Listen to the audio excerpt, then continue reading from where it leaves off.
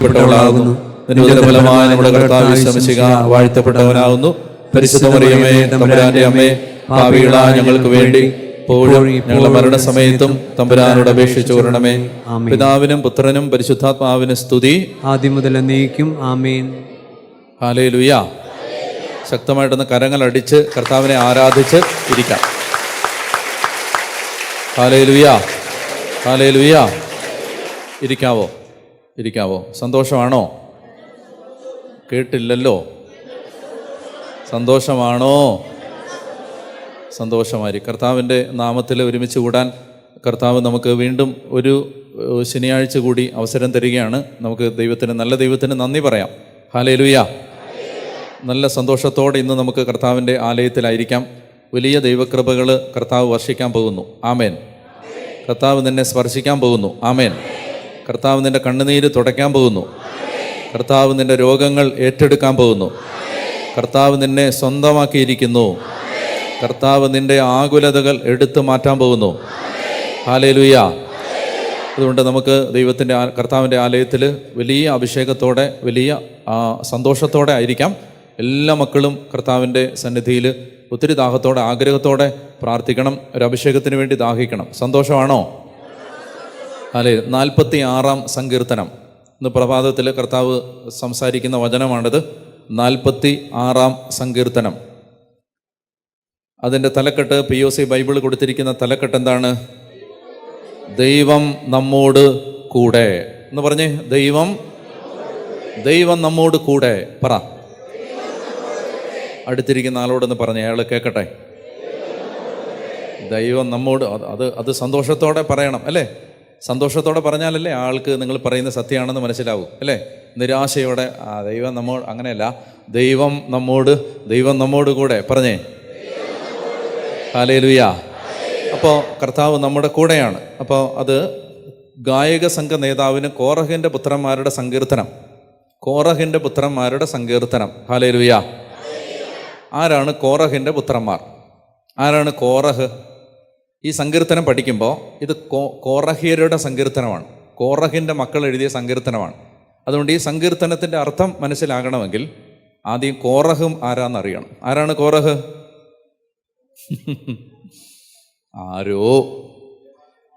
ആരാണ് കോറഹ്? കോറഹ്, ദാത്താം, അബീറാം, ഈ പേരുകളൊക്കെ കേട്ടിട്ടുണ്ടോ? എന്തോന്ന് പറ. വെളിപാട് പുസ്തകത്തിലാണോ കോറഹ്? അല്ലല്ല, വെളിപാട് പുസ്തകത്തിൽ കോറഹ് ഒന്നുമുണ്ടോ? യൂദായുടെ ലേഖനത്തിലുണ്ട് കോറഹ്. ഇനി വേറെ എവിടാ? ഇത് സംഖ്യയുടെ പുസ്തകത്തിലാണ് അല്ലേ? അപ്പോൾ അതൊന്ന് നോക്കാം. നമുക്ക് നോക്കാം ആരാണ് കോറഹെന്ന്. സംഖ്യയുടെ പുസ്തകം 16-ാമത്തെ അധ്യായം ഞാൻ വായിക്കാം. ശ്രദ്ധാപൂർവം കേട്ടിരിക്കുക. സ്ക്രീനിൽ വചനം തെളിയും. അത് നോക്കി ശ്രദ്ധയോടെ കേട്ടിരിക്കുക. ഞാൻ വായിക്കുന്നത് കേൾക്കുക. വചനം കേൾക്കുന്നതിനകത്ത് ഒരു അഭിഷേകമുണ്ട്. ലേവിയുടെ മകനായ കൊഹാത്തിൻ്റെ മകൻ ഇസാറിൻ്റെ മകനായ കോറഹും. അപ്പോൾ ആരാണ് കോറഹ്? ലേവിയുടെ മകനായ കൊഹാത്തിൻ്റെ മകനായ ഇസാറിൻ്റെ മകനായ കോറഹ് എന്ന് പറഞ്ഞാൽ ലേവി ഗോത്രത്തിൽപ്പെട്ട ഒരു ശുശ്രൂഷകനാണ് ആര്? കോറഹ്. അപ്പോൾ കോറഹും ഏലിയാബിൻ്റെ പുത്രന്മാരായ ദാത്താം, അബീറാം എന്നിവരും പെലെത്തിൻ്റെ മകൻ ഓനും ഇസ്രായേൽ സമൂഹത്തിലെ നേതാക്കളും തിരഞ്ഞെടുക്കപ്പെട്ടവരും പ്രസിദ്ധരുമായ 250 പേരും മോശയെ എതിർത്തു. അപ്പോൾ കോറഹ് ഏത് ടീമിലാണ്? മോശയുടെ ടീമിലാണോ മോശയുടെ ഓപ്പോസിറ്റ് ടീമിലാണോ? അപ്പോൾ മോശയെ എതിർത്ത ആളുകളുടെ കൂട്ടത്തിൽപ്പെട്ട ആളാണ് കോറഹ്, ദാത്താം, അബീറാം, ഓൻ എന്ന് പറയില്ലേ? ഓൻ ശരിയാവില്ല എന്ന് പറയുന്ന ആ ഓനല്ല, ഇത് ഇയാളുടെ പേരാണ്. എന്ത്? ഓൻ. അപ്പോൾ ആരാണ്? കോറഹ്, ദാത്താം, അബീറാം, ഓൻ. ഈ വേറെ ആരെ മറന്നാലും നിങ്ങൾ ഓനെ മറക്കരുത്. ആരൊക്കെയാണ്? കോറഹ്, ദാത്താൻ, അബീറാം, ഓൻ. ഈ 4 പേര് എന്താണ് അവരുടെ പ്രത്യേകത? മോശയെ എതിർത്തു. എന്തിനാണ് ഒരു മോശയെ എതിർത്തത്? അവർ പറയുകയാണ്, നിങ്ങൾ അതിര് വിട്ടു പോകുന്നു, നിങ്ങൾ ബോർഡർ ലൈൻ കടക്കുന്നു, നിങ്ങൾ അതിര് കടക്കുന്നു. മോശെ, നിങ്ങൾ അതിര് കടക്കുന്നു. എന്താ കാര്യം? നിങ്ങൾ അതിര് വിട്ടു പോകുന്നു. സമൂഹം ഒന്നൊഴിയാതെ എല്ലാവരും വിശുദ്ധരാണ്. കർത്താവ് അവരുടെ മധ്യേ ഉണ്ട്. പിന്നെന്തിന് നിങ്ങൾ കർത്താവിൻ്റെ ജനത്തിന് മീതെ നേതാക്കന്മാരായി ചമയുന്നു? നിങ്ങളങ്ങനെ കൂടുതൽ ലീഡർ കളിക്കണ്ട. എല്ലാവരും വിശുദ്ധരാണ്, എല്ലാവർക്കും അഭിഷേകമൊക്കെ ഉണ്ട്, എല്ലാവരും മാമോദിസ മുങ്ങിയവരൊക്കെയാണ്. നിങ്ങൾ കൂടുതൽ ആൾ കളിക്കണ്ട, ലീഡർ കളിക്കണ്ട. അതാണ് ആരുടെ അഭിപ്രായം? കോറഹിൻ്റെ അഭിപ്രായം. ഇപ്പം കോറഹ് ആരാണ്? കോറഹ് നേതൃത്വത്തെ വകവെക്കാത്ത ആളുകളുടെ പ്രതിനിധിയാണ് കോറഹ്. ഹല്ലേലൂയ. അതായത് ദൈവം സ്ഥാപിച്ച ഒരു സംവിധാനം ഉണ്ടെങ്കിൽ, ഒരു നേതൃത്വം ഉണ്ടെങ്കിൽ, ഒരു അധികാരം ഉണ്ടെങ്കിൽ അതിനെ വകവെക്കാത്തവരുടെ പേരാണ് കോറഹ്. അപ്പോൾ അവർ പറയുകയാണ് നിങ്ങൾ അതിര് വിടുന്നു. അപ്പോൾ ഇത് കേട്ടപ്പോൾ മോശ എന്ത് ചെയ്തു? കമിഴ്ന്ന് വീണു. മോശയ്ക്ക് ആരെന്ത് പറഞ്ഞാലും കൂടുതലൊന്നും പറയാനില്ല. മോശയ്ക്കാകെ ചെയ്യാനുള്ളത് കമിഴ്ന്ന് വീണു. ആര് നിങ്ങളെക്കുറിച്ച് എന്ത് പറഞ്ഞാലും എന്ത് ചെയ്യുക? അവരെ കമത്തിയിട്ടടിക്കുകയല്ല, നമ്മൾ കമിഴ്ന്ന് വീഴണം. മനസ്സിലായി? അവൻ്റെ പുറത്ത് കയറിയിരുന്ന് അവനെ ഇടിക്കല്ല, എന്തെങ്കിലും പറഞ്ഞതിൻ്റെ പേരിൽ നമ്മൾ കമിഴ്ന്ന് വീഴണം. പറഞ്ഞേ ഹല്ലേലൂയ. മനസ്സിലായോ? കമത്തി അടിക്കുന്നതിനേക്കാളും ബലം വേണം കമിഴ്ന്ന് വീഴാൻ. എന്താ ഞാൻ പറഞ്ഞേ? ഞാൻ എന്താ പറഞ്ഞേ? കമിഴ്ത്തി അടിക്കുന്നതിനേക്കാളും ബലം വേണം കമിഴ്ന്ന് വീഴാൻ. മനസ്സിലായോ? മുട്ടുകുത്തിക്കുന്നതിനേക്കാളും ബലം വേണം മുട്ടുകുത്താൻ. ഹല്ലേലൂയ. കീഴ്പ്പെടുത്തുന്നതിനേക്കാളും ബലം വേണം കീഴ്പ്പെടാൻ. തോൽപ്പിക്കുന്നതിനേക്കാളും ബലം വേണം തോൽക്കാൻ. ഹല്ലേലൂയ. ഇത് മനസ്സിലാവുന്നുണ്ടോ? ആത്മീയ ബലമുള്ളവർക്കേ അത് പറ്റൂ. ആത്മീയ ബലമുള്ളവർക്കേ പറ്റൂ. മോശ അതുകൊണ്ട് ഇത് കേട്ട ഉടനെ മോശയുടെ ചരിത്രം മുഴുവൻ പറഞ്ഞില്ല. നിനക്കെന്നെ അറിയാൻ പാടില്ലാഞ്ഞിട്ടാണ്. നീ എൻ്റെ പഴയ ഹിസ്റ്ററി ഒന്ന് അന്വേഷിക്കുന്നത് നല്ലതാണ്. ഒരൊറ്റ അടിക്ക് ഒരു ഈജിപ്തുകാരനെ അടിച്ച് അവനെ ശരിയാക്കി അവനെ കൊന്നിട്ട് മണലിനകത്ത് ഒളിച്ചിട്ട്, എടാ ഒറ്റയടി, രണ്ടാമതൊരടി വേണ്ടടാ, 1.5 അടി വേണ്ടടാ, ഒറ്റയടിയടാ, എടാ ഇങ്ങോട്ട് നോക്കടാ എന്ന് പറഞ്ഞിട്ട് വേണമെങ്കിൽ നമ്മുടെ കൂട്ടായിരുന്നെങ്കിൽ മോശ പറഞ്ഞേനെ അങ്ങനെ. നിനക്കെന്നെ അറിയാൻ പാടില്ലാഞ്ഞിട്ടാണ്. നീ എൻ്റെ പഴയ ചരിത്രമൊക്കെ ഒന്ന് വീറ്റിനാട് പോയി തിരക്കുന്നത് നല്ലതാണ്. നീ എന്നിട്ട് വേണം എൻ്റെ അടുത്ത് നീ കളിക്കാൻ വരാൻ. പറഞ്ഞേ ഹല്ലേലൂയ. നമ്മുടെ കൂട്ടല്ല മോശ ആരെന്ത് പറഞ്ഞാലും നിങ്ങൾ മനസ്സിലാക്കേണ്ടത്, അരിശം വന്നിട്ട് ഒറ്റ അടിക്ക് ഒരുത്തനെ കൊന്നവനാണ്. അയാളെക്കുറിച്ച് അയാളുടെ ജീവിതത്തിൻ്റെ അവസാനം ദൈവം പറയുന്നത്, ഭൂമുഖത്തെ ഏറ്റവും സൗമ്യനായ മനുഷ്യനായിരുന്നു മോശ. ഇതാണ് രൂപാന്തരം. ബൈബിളിൽ 2 ടൈപ്പ് കഥാപാത്രങ്ങളുണ്ട്. ഒന്ന്, നന്നായിട്ട് തുടങ്ങി മോശമായിട്ട് ഫിനിഷിംഗ് പോയിന്റിലെത്തിയവർ. 2, വളരെ മോശമായിട്ട് തുടങ്ങി നന്നായിട്ട് അവസാനിപ്പിച്ചവർ. ഹല്ലേലൂയ. മനസ്സിലായോ? ബൈബിളിൽ 2 കൂട്ടം കഥാപാത്രങ്ങളുണ്ട്. വളരെ നന്നായിട്ട് തുടങ്ങി വളരെ മോശമായിട്ട് അവസാനിപ്പിച്ച ആളുകളുണ്ട്. വളരെ മോശമായിട്ട് തുടങ്ങി വളരെ നന്നായിട്ട് അവസാനിപ്പിച്ച ആളുകളുമുണ്ട്. നന്നായിട്ട് തുടങ്ങി മോശമായിട്ട് തീർത്ത ഒരാളുടെ പേരാണ് യൂദാസ്. നല്ലപോലെ തുടങ്ങിയതാണ് അയാൾ. നല്ലപോലെ തുടങ്ങി മോശമായിട്ട് അവസാനിപ്പിച്ച ആളാണ് യൂദാസ്. നന്നായിട്ട് തുടങ്ങി മോശമായിട്ട് അവസാനിപ്പിച്ച മറ്റൊരാളാണ് സോളമൻ രാജാവ്. നന്നായിട്ട് തുടങ്ങി മോശമായിട്ട് അവസാനിപ്പിച്ചു. അപ്പം ഇങ്ങനെ നമ്മൾ കാണുന്നുണ്ട്. എന്നാൽ വളരെ മോശമായിട്ട് തുടങ്ങി നന്നായിട്ട് അവസാനിപ്പിച്ച ആളുകളുണ്ട്. ആരാണത്? ഒരാളാണ് മോശ. പിന്നെ ആരാണ്? ദാവീദ്. പിന്നെ ആരാണ്? സാവൂൾ. ഏത് സാവൂൾ? പൗലോസായി മാറിയ സാവൂൾ. മറ്റേ സാവൂള് നന്നായിട്ട് തുടങ്ങി മോശമായിട്ട് അവസാനിപ്പിച്ച ആളാണ് പഴയ നിയമത്തിലെ സാവൂൾ. പുതിയ നിയമത്തിലെ സാവൂളോ മോശമായിട്ട് തുടങ്ങി നന്നായിട്ട് അപ്പം അതുകൊണ്ട് നിങ്ങളുടെ തുടക്കം മോശമായതുകൊണ്ട് ആരും വിഷമിക്കണ്ട, നിന്റെ ഒടുക്കം മനോഹരമായിരുന്നാൽ മതി. ഹല്ലേലൂയ. മനസ്സിലായോ? തുടക്കം മോശമായത് ഓർത്ത് ആരും വിഷമിക്കണ്ട. ജീവിതത്തിൽ കുറേ പാളിച്ചകൾ വന്നു, സാരമില്ല. ജീവിതത്തിൽ കുറേ കുറവ് വന്നു, കുഴപ്പമില്ല. ജീവിതത്തിൽ കുറേ പോരായ്മ വന്നു, സാരമില്ല. കുറേ അബദ്ധങ്ങൾ പറ്റി, കുഴപ്പമില്ല. അവസാനിപ്പിക്കുന്നത്, ഫിനിഷിംഗ് പോയിന്റിൽ എത്തുന്നത് നന്നായിട്ട് വേണം. ഹല്ലേലൂയ. അപ്പോൾ ശ്രദ്ധിക്കുക. അതുകൊണ്ട് മനസ്സിലാക്കേണ്ട ഒരു പ്രധാനപ്പെട്ട കാര്യം, ഈ മനുഷ്യൻ മോശ പന്നലായിട്ട് തുടങ്ങിയ ആളാണ്. പന്ന ഹിസ്റ്ററിയാണ്. ഒരാളെ അടിച്ചു വന്ന ആളാണ്, എന്നിട്ട് ഒളിച്ചോടിയ ആളാണ് പേടിച്ചിട്ട്. പിന്നെ 40 കൊല്ലം ഒളിച്ചോടിപ്പോയി താമസിച്ച ആളാണ്. അപ്പോൾ അങ്ങനെയുള്ള ഒരു പാസ്റ്റുള്ള മനുഷ്യൻ, എന്നാൽ ജീവിതത്തിൽ കർത്താവിൻ്റെ ഇടപെടലുണ്ടായതിനു ശേഷം മുൾപ്പടർപ്പിന് മധ്യേ വെച്ച് ദൈവമായ കർത്താവ് ഇറങ്ങി വന്ന് അവന് ദർശനം നൽകിയതിന് ശേഷം, ജീവിക്കുന്ന ദൈവത്തെ കണ്ടുമുട്ടിയതിന് ശേഷം, ദൈവകൃപ അവൻ്റെ മേൽ വെളിപ്പെട്ടതിന് ശേഷം, ദൈവം അവനെ സ്പർശിച്ചതിന് ശേഷം അവൻ്റെ ജീവിതത്തിൽ മാറ്റം വരികയാണ്. ഭൂമുഖത്തെ ഏറ്റവും സൗമ്യനായ മനുഷ്യനായിരുന്നു മോശ. ഹല്ലേലൂയാ. പറഞ്ഞേ ഹല്ലേലൂയാ, ഹല്ലേലൂയാ, ഹല്ലേലൂയാ. മനസ്സിലായി? അതായത് എനിക്ക് അത്ഭുതം തോന്നിയിട്ടുണ്ട്. ഞാൻ എപ്പോഴും ഇതൊക്കെ പറയുമ്പോൾ എൻ്റെ മനസ്സിലേക്ക് വരുന്നത് ജോൺ ബോളിനെയാണ്. മനസ്സിലായില്ലേ? അതായത് ആളുകളെ ഉപദ്രവിക്കാനോ അല്ലെങ്കിൽ പിന്നെ ഒക്കെ ഒരു മടിയില്ലാത്ത വിധം മനസ്സുണ്ടായിരുന്ന ഒരാൾ. ഭയങ്കര ഉപദ്രവകാരി എന്നൊന്നുമല്ല, എന്നാലും അക്രമമൊക്കെ കാണിക്കാൻ, വയലൻസ് ഒക്കെ കാണിക്കാൻ പറ്റുമായിരുന്ന ഒരാൾ. കർത്താവ് തൊട്ട് കഴിഞ്ഞപ്പോൾ പിന്നെ എത്ര ആരടിച്ചാലും അടി നിന്ന് വെറുതെ കൊണ്ടോളും. ഒരു ദിവസം പിന്നെ കൂടെ ആരാന്ന് ഓർക്കുന്നില്ല, ആദർശച്ചനാന്ന് തോന്നുന്നു, പിന്നെ ജോൺ പോൾ, ഞങ്ങൾ രാത്രിയിൽ വണ്ടി ഓടിച്ച് വരികയാണ്. അപ്പോൾ ഒത്തിരി രാത്രിയായി, ഭക്ഷണം കഴിച്ചിട്ടില്ല. അപ്പോൾ അതുകൊണ്ട് ഇനി ഒത്തിരി അസമയമായതുകൊണ്ട് ഒരു ജ്യൂസ് വല്ലതും കുടിച്ചിട്ട് കിടക്കാമെന്ന് ഓർത്ത് ഈ തൊട്ടടുത്ത് ഒരു 2-3 കിലോമീറ്റർ അപ്പുറത്തൊരു ജംഗ്ഷനിൽ നിർത്തി. അപ്പോൾ ഒരു ഫ്രൂട്ട്സ് കട തുറന്നിരിപ്പുണ്ട്. അപ്പോൾ അവിടെ ജ്യൂസ് ഉണ്ടോ എന്ന് ചോദിച്ചു. ഉണ്ടെന്ന് പറഞ്ഞു. എന്നാൽ 3 ജ്യൂസ് എടുക്കാൻ പറഞ്ഞു. ഞാൻ വണ്ടിയിൽ തന്നെ ഇരിക്കുകയാണ്. ഞാൻ കാണുകയാണ് ഒരു കള്ളുകുടിയൻ കുടിച്ച് ഉന്മത്തനായിട്ട്, അവൻ്റെ കൂട്ടുകാരനാണ് തോന്നുന്നു, അവർ രണ്ടുപേരും കൂടെ ഈ കടയുടെ മുറ്റത്ത് കിടന്ന് വഴക്കിടുകയാണ്. വഴക്കിട്ടിട്ട് ഇതിലെ ഒരു കുടിയൻ താഴെ വീണു. മറ്റേ കുടിയൻ അവൻ്റെ പുറത്ത് കയറി ഇരുന്നിട്ട് അവൻ്റെ മുഖത്ത് ഇടിക്കുകയാണ്. ഞാൻ കണ്ണാടി കൂടെ നോക്കുമ്പോൾ അവൻ്റെ മുഖത്തോടെ ചോര വരുന്നു. ഞാൻ പെട്ടെന്ന് പറഞ്ഞു, ജോൺ ബോളെ പിടിച്ചു മാറ്റടാന്ന് പറഞ്ഞവനെ. ഞാൻ നോക്കുമ്പോൾ ജോൺ ബോൾ ഇറങ്ങിയിട്ട് തൊടാതെ ഇങ്ങനെ നിൽക്കുകയാണ്.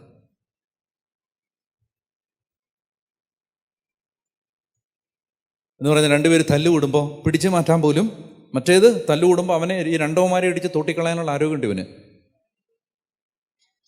നിൽക്കുകയാണ്. ഞാൻ അക്രമകാരിയാണ് അന്നും ഇന്നും. അതുകൊണ്ട് പിന്നെ ഞാൻ ചെന്നിട്ട് പിടിച്ചു മാറ്റി മറ്റേ കുടിയനെ ഓടിച്ചു വിട്ടു. അതായത് അപ്പം ഞാൻ അവനോട് പറഞ്ഞു, എടാ നീ എന്താ ഇത്? അവൻ പറയാ, എനിക്ക് അങ്ങനെയൊന്നും ചെയ്യാൻ പറ്റില്ല, എന്നെ കണ്ട് അങ്ങനെയൊന്നും ചെയ്യാൻ പറ്റില്ല. പറഞ്ഞേ ഹല്ലേലൂയ, പറഞ്ഞേ ഹല്ലേലൂയ. ഇതാണ് മനസ്സിലാക്കേണ്ടത്. ദൈവം തൊട്ട് കഴിഞ്ഞാൽ ഭൂമുഖത്തെ ഏറ്റവും സൗമ്യനായിരുന്നു മോശ. പറഞ്ഞേ ഹല്ലേലൂയ, പറഞ്ഞേ ഹല്ലേലൂയ, ഹല്ലേലൂയ. അപ്പം അതായത് കമിഴ്ന്നു വീണു. ഞാൻ വായിക്കാം കേട്ടോ. അവൻ കോറഹിനോടും അനുചരന്മാരോടും പറഞ്ഞു, തനിക്കുള്ളവനാരെന്നും വിശുദ്ധനാരെന്നും നാളെ പ്രഭാതത്തിൽ കർത്താവ് വെളിപ്പെടുത്തും. തൻ്റെ തിരഞ്ഞെടുക്കപ്പെട്ടവരെ അടുത്തു വരാൻ അവിടുന്ന് അനുവദിക്കും. നാളെ കോറഹും അനുചരന്മാരും കർത്താവിൻ്റെ മുമ്പിൽ ധൂപകലശങ്ങളെടുത്ത് അതിലെ തീയിൽ കുന്തിരിക്കമിടട്ടെ. കർത്താവ് തിരഞ്ഞെടുക്കുന്നവനായിരിക്കും വിശുദ്ധൻ. ലേവി പുത്രന്മാരെ, നിങ്ങളുടെ പ്രവൃത്തി വളരെ കടന്നുപോയി. മോശ കോറഹിനോട് പറഞ്ഞു, ലേവ്യരെ ശ്രദ്ധിക്കുക. കർത്താവിൻ്റെ കൂടാരത്തിൽ ശുശ്രൂഷ ചെയ്യാനും സമൂഹത്തിൻ്റെ മുമ്പിൽ നിന്ന് സേവനം അനുഷ്ഠിക്കാനും ഇസ്രായേലിൻ്റെ ദൈവം സമൂഹത്തിൽ നിന്ന് നിങ്ങളെ വേർതിരിച്ചത് നിസ്സാര കാര്യമാണോ? അവിടുന്ന് നിന്നെയും നിന്നോടൊപ്പം ലേവി പുത്രന്മാരായ നിന്റെ സഹോദരന്മാരെയും തൻ്റെ അടുക്കലേക്ക് കൊണ്ടുവന്നില്ലേ? നിങ്ങൾ പൗരോഹിത്യം കൂടി കാക്ഷിക്കുന്നോ? കർത്താവിനെതിരെയാണ് നീയും അനുചരന്മാരും സംഘം ചേർന്നിരിക്കുന്നത്. അഹറോനെതിരെ പെറുപെറുക്കാൻ അവൻ ആരാണ്?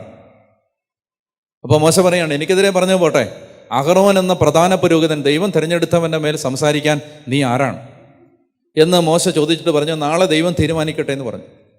അങ്ങനെ ഇവരെന്ത് ചെയ്തു? 15-ാമത്തെ വാക്യം മുതൽ മോശ കുപിതനായി. അവൻ കർത്താവിനോട് പ്രാർത്ഥിച്ചു, കർത്താവെ, അവരുടെ കാഴ്ചകൾ സ്വീകരിക്കരുതേ. ഞാൻ അവരുടെ ഒരു കഴുതയെപ്പോലും എടുത്തിട്ടില്ല, അവരിൽ ആരെയും ദ്രോഹിച്ചിട്ടില്ല. മോശ കോറഹനോട് പറഞ്ഞു, നീയും നിന്റെ അനുയായികളും നാളെ കർത്താവിൻ്റെ മുമ്പിൽ ഹാജരാകണം. കേൾക്കുന്നുണ്ടോ? നിങ്ങളോടൊപ്പം അഹ്റോനും ഉണ്ടായിരിക്കും. ഓരോരുത്തരും സ്വന്തം ധൂപകലശത്തിൽ കുന്തിരിക്കമിട്ട് കർത്താവിൻ്റെ സന്നിധിയിൽ കൊണ്ടുവരണം. ആകെ 250 ധൂപകലശങ്ങൾ. നീയും അഹ്റോനും സ്വന്തം ധൂപകലശവുമായി വരണം. ഓരോരുത്തരും തൻ്റെ ധൂപകലശം എടുത്ത് അതിൽ തീയും കുന്തിരിക്കവും ഇട്ട് മോശയോടും അഹ്റോനോടും ഒപ്പം സമാഗമ കൂടാരത്തിൻ്റെ വാതിൽക്കൽ നിന്നു. കോറഹ് സമൂഹത്തെ മുഴുവൻ സമാഗമ കൂടാര വാതിൽക്കൽ മോശയ്ക്കും അഹ്റോനുമെതിരെ ഒരുമിച്ച് കൂട്ടി. അപ്പോൾ കർത്താവിൻ്റെ മഹത്വം സമൂഹത്തിന് മുഴുവൻ കാണപ്പെട്ടു. എന്താ സംഭവിച്ചെന്നറിയാമോ? അതായത് വായിക്കാം. കർത്താവ് മോശയോടും അഹ്റോനോടും പറഞ്ഞു, ഇപ്പോൾ ഞാൻ ഇവരെ സംഹരിക്കും, ഇവരിൽ നിന്ന് മാറിക്കൊള്ളുവിൻ. അവർ താണു വീണ് പറഞ്ഞു, സകല ജനത്തിനും ജീവൻ നൽകുന്ന ദൈവമേ, ഒരു മനുഷ്യൻ പാപം ചെയ്തതിന് അങ്ങ് സമൂഹം മുഴുവനോടും കോപിക്കുമോ? കർത്താവ് മോശയോട് അരുളി ചെയ്തു, കോറഹ്, ദാത്താൻ, അബീറാം എന്നിവരുടെ വീടുകളുടെ പരിസരത്ത് നിന്ന് മാറിപ്പോവാൻ ജനങ്ങളോട് പറയുക. ഈ കലാപം സൃഷ്ടിച്ച മനുഷ്യരുടെ അടുത്തു നിന്ന് എല്ലാവരും മാറിപ്പോയിക്കൊള്ളുക. 27 കോറഹ്, ദാത്താൻ, അബീറാം എന്നിവരുടെ കൂടാരങ്ങളുടെ പരിസരങ്ങളിൽ നിന്ന് ജനം ഒഴിഞ്ഞു മാറി. ശ്രദ്ധിച്ച് കേൾക്കുക. ദാത്താനും അബീറാമും ഭാര്യമാരും മക്കളോടും കുഞ്ഞുങ്ങളോടും കൂടെ പുറത്തു വന്നു, തങ്ങളുടെ കൂടാരങ്ങളുടെ വാതിൽക്കൽ നിന്നു. മോശ പറഞ്ഞു, ഈ പ്രവൃത്തികൾ ചെയ്യാൻ കർത്താവാണ് എന്നെ നിയോഗിച്ചതെന്നും ഇവയൊന്നും ഞാൻ സ്വമേധയാ ചെയ്തതല്ലെന്നും ഇതിൽ നിന്ന് നിങ്ങൾ അറിയും. എല്ലാ മനുഷ്യരും മരിക്കുന്നത് പോലെയാണ് ഇവർ മരിക്കുന്നതെങ്കിൽ, എല്ലാ മനുഷ്യരുടെയും വിധി തന്നെയാണ് ഇവർക്കും സംഭവിക്കുന്നതെങ്കിൽ കർത്താവ് എന്നെ അയച്ചിട്ടില്ല. മോശ ഇത് പറഞ്ഞു കഴിഞ്ഞപ്പോഴേക്കും 31, അവർക്ക് താഴെ നിലം പിളർന്നു, ഭൂമി വാ പിളർന്ന് കോറഹിനെയും അനുചരന്മാരെയും അവരുടെ കുടുംബാംഗങ്ങളോടും വസ്തുവകകളോടും കൂടെ വിഴുങ്ങിക്കളഞ്ഞു. അവരും അവരോട് ബന്ധപ്പെട്ടവരും ജീവനോടെ പാതാളത്തിൽ പതിച്ചു. ഭൂമി അവരെ മൂടി. അങ്ങനെ ജനമധ്യത്തിൽ നിന്ന്. അപ്പം ഈ അപ്രത്യക്ഷരായവരുടെ കൂട്ടത്തിൽ ആരൊക്കെയുണ്ട്? കോറഹ് മാത്രമേ ഉള്ളോ? പറ. അവരുടെ ഭാര്യയും മക്കളും ഒക്കെ ഉണ്ടെന്നാണ് അവിടെ പറഞ്ഞിരിക്കുന്നത്, അല്ലേ? ആണോ? പറഞ്ഞേ ഹല്ലേലൂയ. അപ്പം അങ്ങനെ കർത്താവ് പറയുകയാണ്, ഈ മനുഷ്യർ നശിച്ചു പോയപ്പോൾ ഇവരുടെ ഇവരുടെ കൂട്ടത്തിലുള്ള ഇവരുടെ ഭാര്യയും മക്കളും എല്ലാം ആ കൂട്ടത്തിൽ ഇല്ലാതായി. 46 സങ്കീർത്തനം വായിച്ചപ്പോൾ ഇതാരുടെ സങ്കീർത്തനാന്നാ പറഞ്ഞേ? കോറഹിൻ്റെ പുത്രന്മാരെല്ലാം പോയില്ലേ? അത് പറയാനാണ് ഞാൻ ഇത്രയും വായിപ്പിച്ചേ. നിങ്ങളവിടെ വായിച്ചില്ലേ? കോറഹ് മാത്രമാണ് മരിച്ചേ. പിന്നെ ആരാ?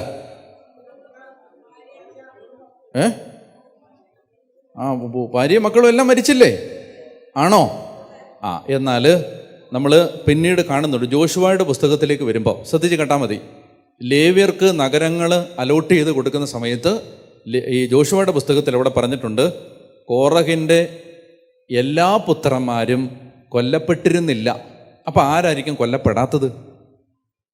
അപ്പൻ്റെ കൂടെ കലാപത്തിന് കൂട്ടുനിന്നവരെല്ലാം കൊല്ലപ്പെട്ടു.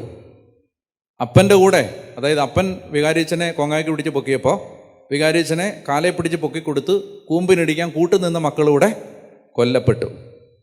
മോശയ്ക്കെതിരെ കലാപത്തിന് കൂട്ടുനിന്ന കോറഹിൻ്റെ പുത്രന്മാരെല്ലാം കൊല്ലപ്പെട്ടു. എന്നാൽ കലാപത്തിന് കൂട്ടുനിൽക്കാത്തവർ കൊല്ലപ്പെട്ടില്ല. അവരുടെ തലമുറയിൽപ്പെട്ട ദേവാലയ ശുശ്രൂഷകരുടെ പേരാണ് കോറഹിൻ്റെ പുത്രന്മാർ. കേട്ടോണം നിങ്ങളെ, വളരെ ശ്രദ്ധിച്ച് കേൾക്കണം. എന്തായിരുന്നു കോറഹിൻ്റെ കലാപത്തിൻ്റെ കാരണം? സാവധാനം നിങ്ങൾ എന്നോട് മറുപടി പറയുക. ഞാൻ വളരെ വിലപ്പെട്ട ഒരു പാഠം, നിങ്ങളുടെ തലമുറകൾക്ക് അനുഗ്രഹം ഉണ്ടാവുന്ന ഒരു പാഠം പറഞ്ഞുതരാം. വളരെ പ്രധാനപ്പെട്ട് ശ്രദ്ധിച്ചെല്ലാവരും കേൾക്കുക, എനിക്ക് ഉത്തരം തരിക. എന്തായിരുന്നു കോറഹ് ആഗ്രഹിച്ചത്? കോറഹിന് എന്താവണം? പുരോഹിതനാവണം. ശ്രദ്ധിക്കുക, കോറഹിൻ്റെ ആഗ്രഹം പുരോഹിതനാവണം. പക്ഷേ ലേവി ഗോത്രത്തിലെ എല്ലാവരും പുരോഹിതന്മാർ അല്ല. ലേവി ഗോത്രത്തിലെ ആര് മാത്രമാണ് പുരോഹിതന്മാർ? അഹറോൻ്റെ ഗോത്രത്തിൽപ്പെട്ടവർ മാത്രമാണ് പുരോഹിതന്മാർ. ശ്രദ്ധിച്ച് കേൾക്കുക, ലേവി ഗോത്രത്തിലെ എല്ലാവരും പുരോഹിതരല്ല. പുരോഹിതരാരാണ്? ലേവി ഗോത്രത്തിലെ അഹറോൻ്റെ കുടുംബത്തിൽപ്പെട്ടവർ മാത്രമാണ് പുരോഹിതന്മാർ. ഈ കോറഹ് അഹറോൻ്റെ കുടുംബത്തിൽപ്പെട്ടതല്ല. അപ്പോൾ പിന്നെ കോറഹിൻ്റെയും അങ്ങനെയുള്ള ആളുകളുടെയൊക്കെ മെറാറി, അതുപോലെ ഗർഷോന്യർ, ഇങ്ങനെയൊക്കെ പറയുന്ന ആളുകളുടെ ഉത്തരവാദിത്വം എന്താണ്? പിന്നെ അവരുടെ ജോലി എന്ന് പറഞ്ഞാൽ ദേവാലയത്തിലെ ഉപകരണങ്ങളുടെ ഉത്തരവാദിത്വം. ദേവാലയത്തിലെ ഉപകരണങ്ങളുടെ, അതായത് അവരുടെ ജോലിയാണ് അൾത്താര അലങ്കരിക്കുക. അന്നത്തെ രീതി ഞാൻ പറയുകയാണ്, ഇന്നത്തെ മനസ്സിലാവുന്ന ഭാഷയിൽ അവരുടെ ജോലിയാണ് പള്ളിയിലെ സാധനങ്ങളെല്ലാം സൂക്ഷിക്കുക, പള്ളിയുടെ വാതിൽ തുറക്കുക. മനസ്സിലാവുന്നുണ്ടോ? നമ്മുടെ ഇന്നത്തെ ഭാഷയിൽ പറഞ്ഞാൽ കോറഹിൻ്റെ പുത്രന്മാരുടെ ജോലിയായിരുന്നു കപ്പ്യാരന്മാരുടെ ജോലി. കേൾക്കുന്നുണ്ടാവല്ലോ? മനസ്സിലായോ? കപ്പ്യാരെന്ന് പറഞ്ഞാൽ മനസ്സിലായോ? സാക്രിസ്ത്യനാണ് ആര്? കോറഹും പുത്രന്മാരും. കപ്പ്യാർ വിചാരിക്കുകയാണ് എനിക്ക് എന്ത് ചെയ്യണം, അച്ഛൻ 15 മിനിറ്റ് ലേറ്റായി വരാൻ. അപ്പോൾ കപ്പ്യാരെന്ത് ചെയ്തു? കുർബാന ചൊല്ലി. ഇതാണ് ഇന്നത്തെ ഭാഷയിൽ പറഞ്ഞാൽ കോറഹിൻ്റെ പുത്രന്മാരുടെ പാപം. അല്ലെ കോറഹും പുത്രന്മാരും ചെയ്യുന്ന പറഞ്ഞാൽ അവർ പറയുകയാണ്, ഞങ്ങളിത് എത്രയോ കാലമായിട്ട്, ചില കപ്പ്യാരന്മാർ പറഞ്ഞെന്ന് ഇങ്ങനെ ഞാൻ കേട്ടിട്ടുണ്ട്, അച്ഛന് സൗകര്യം ഉണ്ടെങ്കിൽ എൻ്റെ കൂടെ കുർബാന ചൊല്ലിയാൽ മതിയെന്ന്. അപ്പോൾ കാരണം കപ്പ്യാർക്കാണ് എക്സ്പീരിയൻസ് കൂടുതലും. അച്ഛൻ വന്നിട്ട് എത്ര കൊല്ലമേ ഉള്ളൂ? അച്ഛനായിട്ട് 2 കൊല്ലമേ ഉള്ളൂ. കപ്പ്യാരായിട്ട് 38 കൊല്ലമായി. അപ്പോൾ കപ്പ്യാർ പറയാണ്, അച്ഛൻ സൗകര്യം ഉണ്ടെങ്കിൽ എൻ്റെ കൂടെ. അപ്പോൾ ചില അച്ഛന്മാർ പറയുന്നത് ഞാൻ കേട്ടിട്ടുണ്ട്, അച്ഛന്മാർ ശ്വാസം വിടാനൊരു ഗ്യാപ്പ് പോലും കൊടുക്കാതെ അടുത്ത പ്രാർത്ഥന ചൊല്ലും. അച്ഛനത് ചൊല്ലിയില്ലെങ്കിൽ കപ്പ്യാർ കയറി ചൊല്ലും. അപ്പോൾ അതുകൊണ്ട് കോറഹന്റെ പുത്രന്മാരുടെ ആഗ്രഹം ആരാവണം? അച്ഛനാവണം എന്നാണ്. പറഞ്ഞേ ഹല്ലേലൂയ. ഇവിടെ അടുത്തൊരു 10-30 കിലോമീറ്റർ അപ്പുറത്തൊരു ചെറിയ മിഷനുണ്ട്. ആ മിഷൻ തുടങ്ങിയത് ഒരു അമ്മച്ചിയാണ്, അമ്മച്ചി. അപ്പോൾ ആ അമ്മച്ചിക്ക് എല്ലാ പാട്ടും പ്രാർത്ഥനയും എല്ലാം നന്നായിട്ട് അച്ഛൻ ചൊല്ലുന്ന ഉൾപ്പെടെ എല്ലാം അറിയാം. അപ്പോൾ അവിടെ പോകുന്ന വികാരിച്ചനാണ് ഒരിക്കൽ എൻ്റെ അടുത്ത് പറഞ്ഞത്, എൻ്റെ അച്ഛൻ ഞാൻ ശ്വാസം വിടാൻ വേണ്ടി പോലും നിർത്തത്തില്ല, കാരണം ഞാൻ നിർത്തിയാൽ അപ്പം അമ്മച്ചി തുടങ്ങും. എനിക്ക് തെറ്റി അറിയാൻ വയ്യാത്താന്ന് വിചാരിച്ചേ, അമ്മച്ചി എക്സ്പീരിയൻസ്ഡാണ്. അപ്പോൾ എന്ന് പറഞ്ഞ പോലെയാണ് ചില ആളുകൾ, കോറഹന്റെ പുത്രന്മാർ, അവർ പറയാണ് ഞങ്ങൾക്ക് അഹറോനിപ്പോൾ എന്താണ് ഇത്ര മെച്ചം, ഞങ്ങൾക്കും പുരോഹിതന്മാരാവണം. പറഞ്ഞേ ഹല്ലേലൂയ. നിങ്ങൾ വളരെ ശ്രദ്ധിച്ച് കേട്ടോളുക. ദൈവം സ്ഥാപിച്ച സംവിധാനങ്ങളെ ബൈപ്പാസ് ചെയ്യാൻ പരിശ്രമിക്കരുത്. ദൈവം സ്ഥാപിച്ചൊരു സംവിധാനമുണ്ട്. അതിനകത്ത് ഒരു കുടുംബത്തിൽ കുടുംബനാഥൻ, കുടുംബനാഥ, മക്കൾ. ദൈവം സ്ഥാപിച്ചൊരു ക്രമമാണിത്. ഞാൻ നിങ്ങളോട് ചോദിക്കട്ടെ, യൗസേപ്പ് പിതാവിനാണോ മാതാവിനാണോ ഈശോയോട് അങ്ങനെ പറയാം ഒരു ആർഗ്യുമെൻറ്റിന് വേണ്ടിയാണ്, യൗസേപ്പ് പിതാവിനാണോ മാതാവിനാണോ ദൈവത്തോട് കൂടുതൽ അടുപ്പം? അല്ല, നമ്മൾക്ക് ഇതൊന്നും പറയാൻ പറ്റുന്ന കാര്യങ്ങളല്ല, എന്നാലും ഒരു ഒരു ഒരു വാദത്തിന് വേണ്ടി പറയുകയാണ്. തീർച്ചയായിട്ടും മാതാവിനായിരിക്കും. കാരണം എന്താ? മാതാവാണ് ഈശോയെ പ്രസവിക്കാൻ വേണ്ടി യോഗ്യത കണ്ടെത്തിയത് മാതാവിനെ, കൃപ നിറഞ്ഞവളെന്ന് വിളിച്ചത് മാതാവിനെയാണ്, അമലോത്ഭവ മാതാവാണ്. അപ്പോൾ മാതാവിനായിരിക്കും തീർച്ചയായിട്ടും. എന്നാൽ നിങ്ങളൊന്ന് ആലോചിച്ച് നോക്കിയേ, യേശുക്രിസ്തുവിൻ്റെ ജനനവുമായി ബന്ധപ്പെട്ട ആദ്യത്തെ അറിയിപ്പ് കഴിഞ്ഞാൽ പിന്നീട് ആ കുടുംബത്തിലെ എല്ലാ ഇൻഫർമേഷനും ദൈവം പാസ് ചെയ്യുന്നത് മാതാവിനല്ല, യൗസേപ്പിനാണ്. അതെന്തുകൊണ്ടാണ് നിങ്ങൾ വിചാരിക്കുന്നത്? അതായത് യൗസേപ്പാണ് കുടുംബനാഥൻ. ദൈവം സ്ഥാപിച്ചൊരു സംവിധാനത്തെ ദൈവം പോലും ബൈപ്പാസ് ചെയ്യത്തില്ലെങ്കിൽ നമുക്ക് ബൈപ്പാസ് ചെയ്യാൻ അവകാശമുണ്ടോ?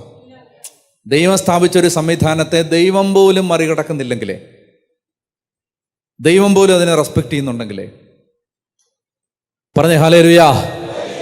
അതുകൊണ്ട് നിങ്ങളുടെ ചേച്ചിമാരോട് ഞാൻ പറയുകയാണ്, നിങ്ങളുടെ കുടുംബനാഥന്മാർ എത്ര കഴിവുകെട്ടവരാണെങ്കിലും, അവർ സമ്മതിക്കത്തില്ല അവർക്ക് കഴിവില്ലെന്ന്, കഴിവ് കുറവാണ്, എത്ര കഴിവുകെട്ടവരാണെങ്കിലും കുടുംബനാഥൻ എന്ന നിലയിൽ ബഹുമാനിക്കണം. പ്രത്യേകം നിങ്ങൾ ശ്രദ്ധിക്കേണ്ട ഒരു കാര്യം, ഭാര്യ ഭർത്താവിനെ ബഹുമാനിക്കുന്നത് കണ്ടാൽ, തിരിച്ചും ഭർത്താവ് ഭാര്യയും ബഹുമാനിക്കണം.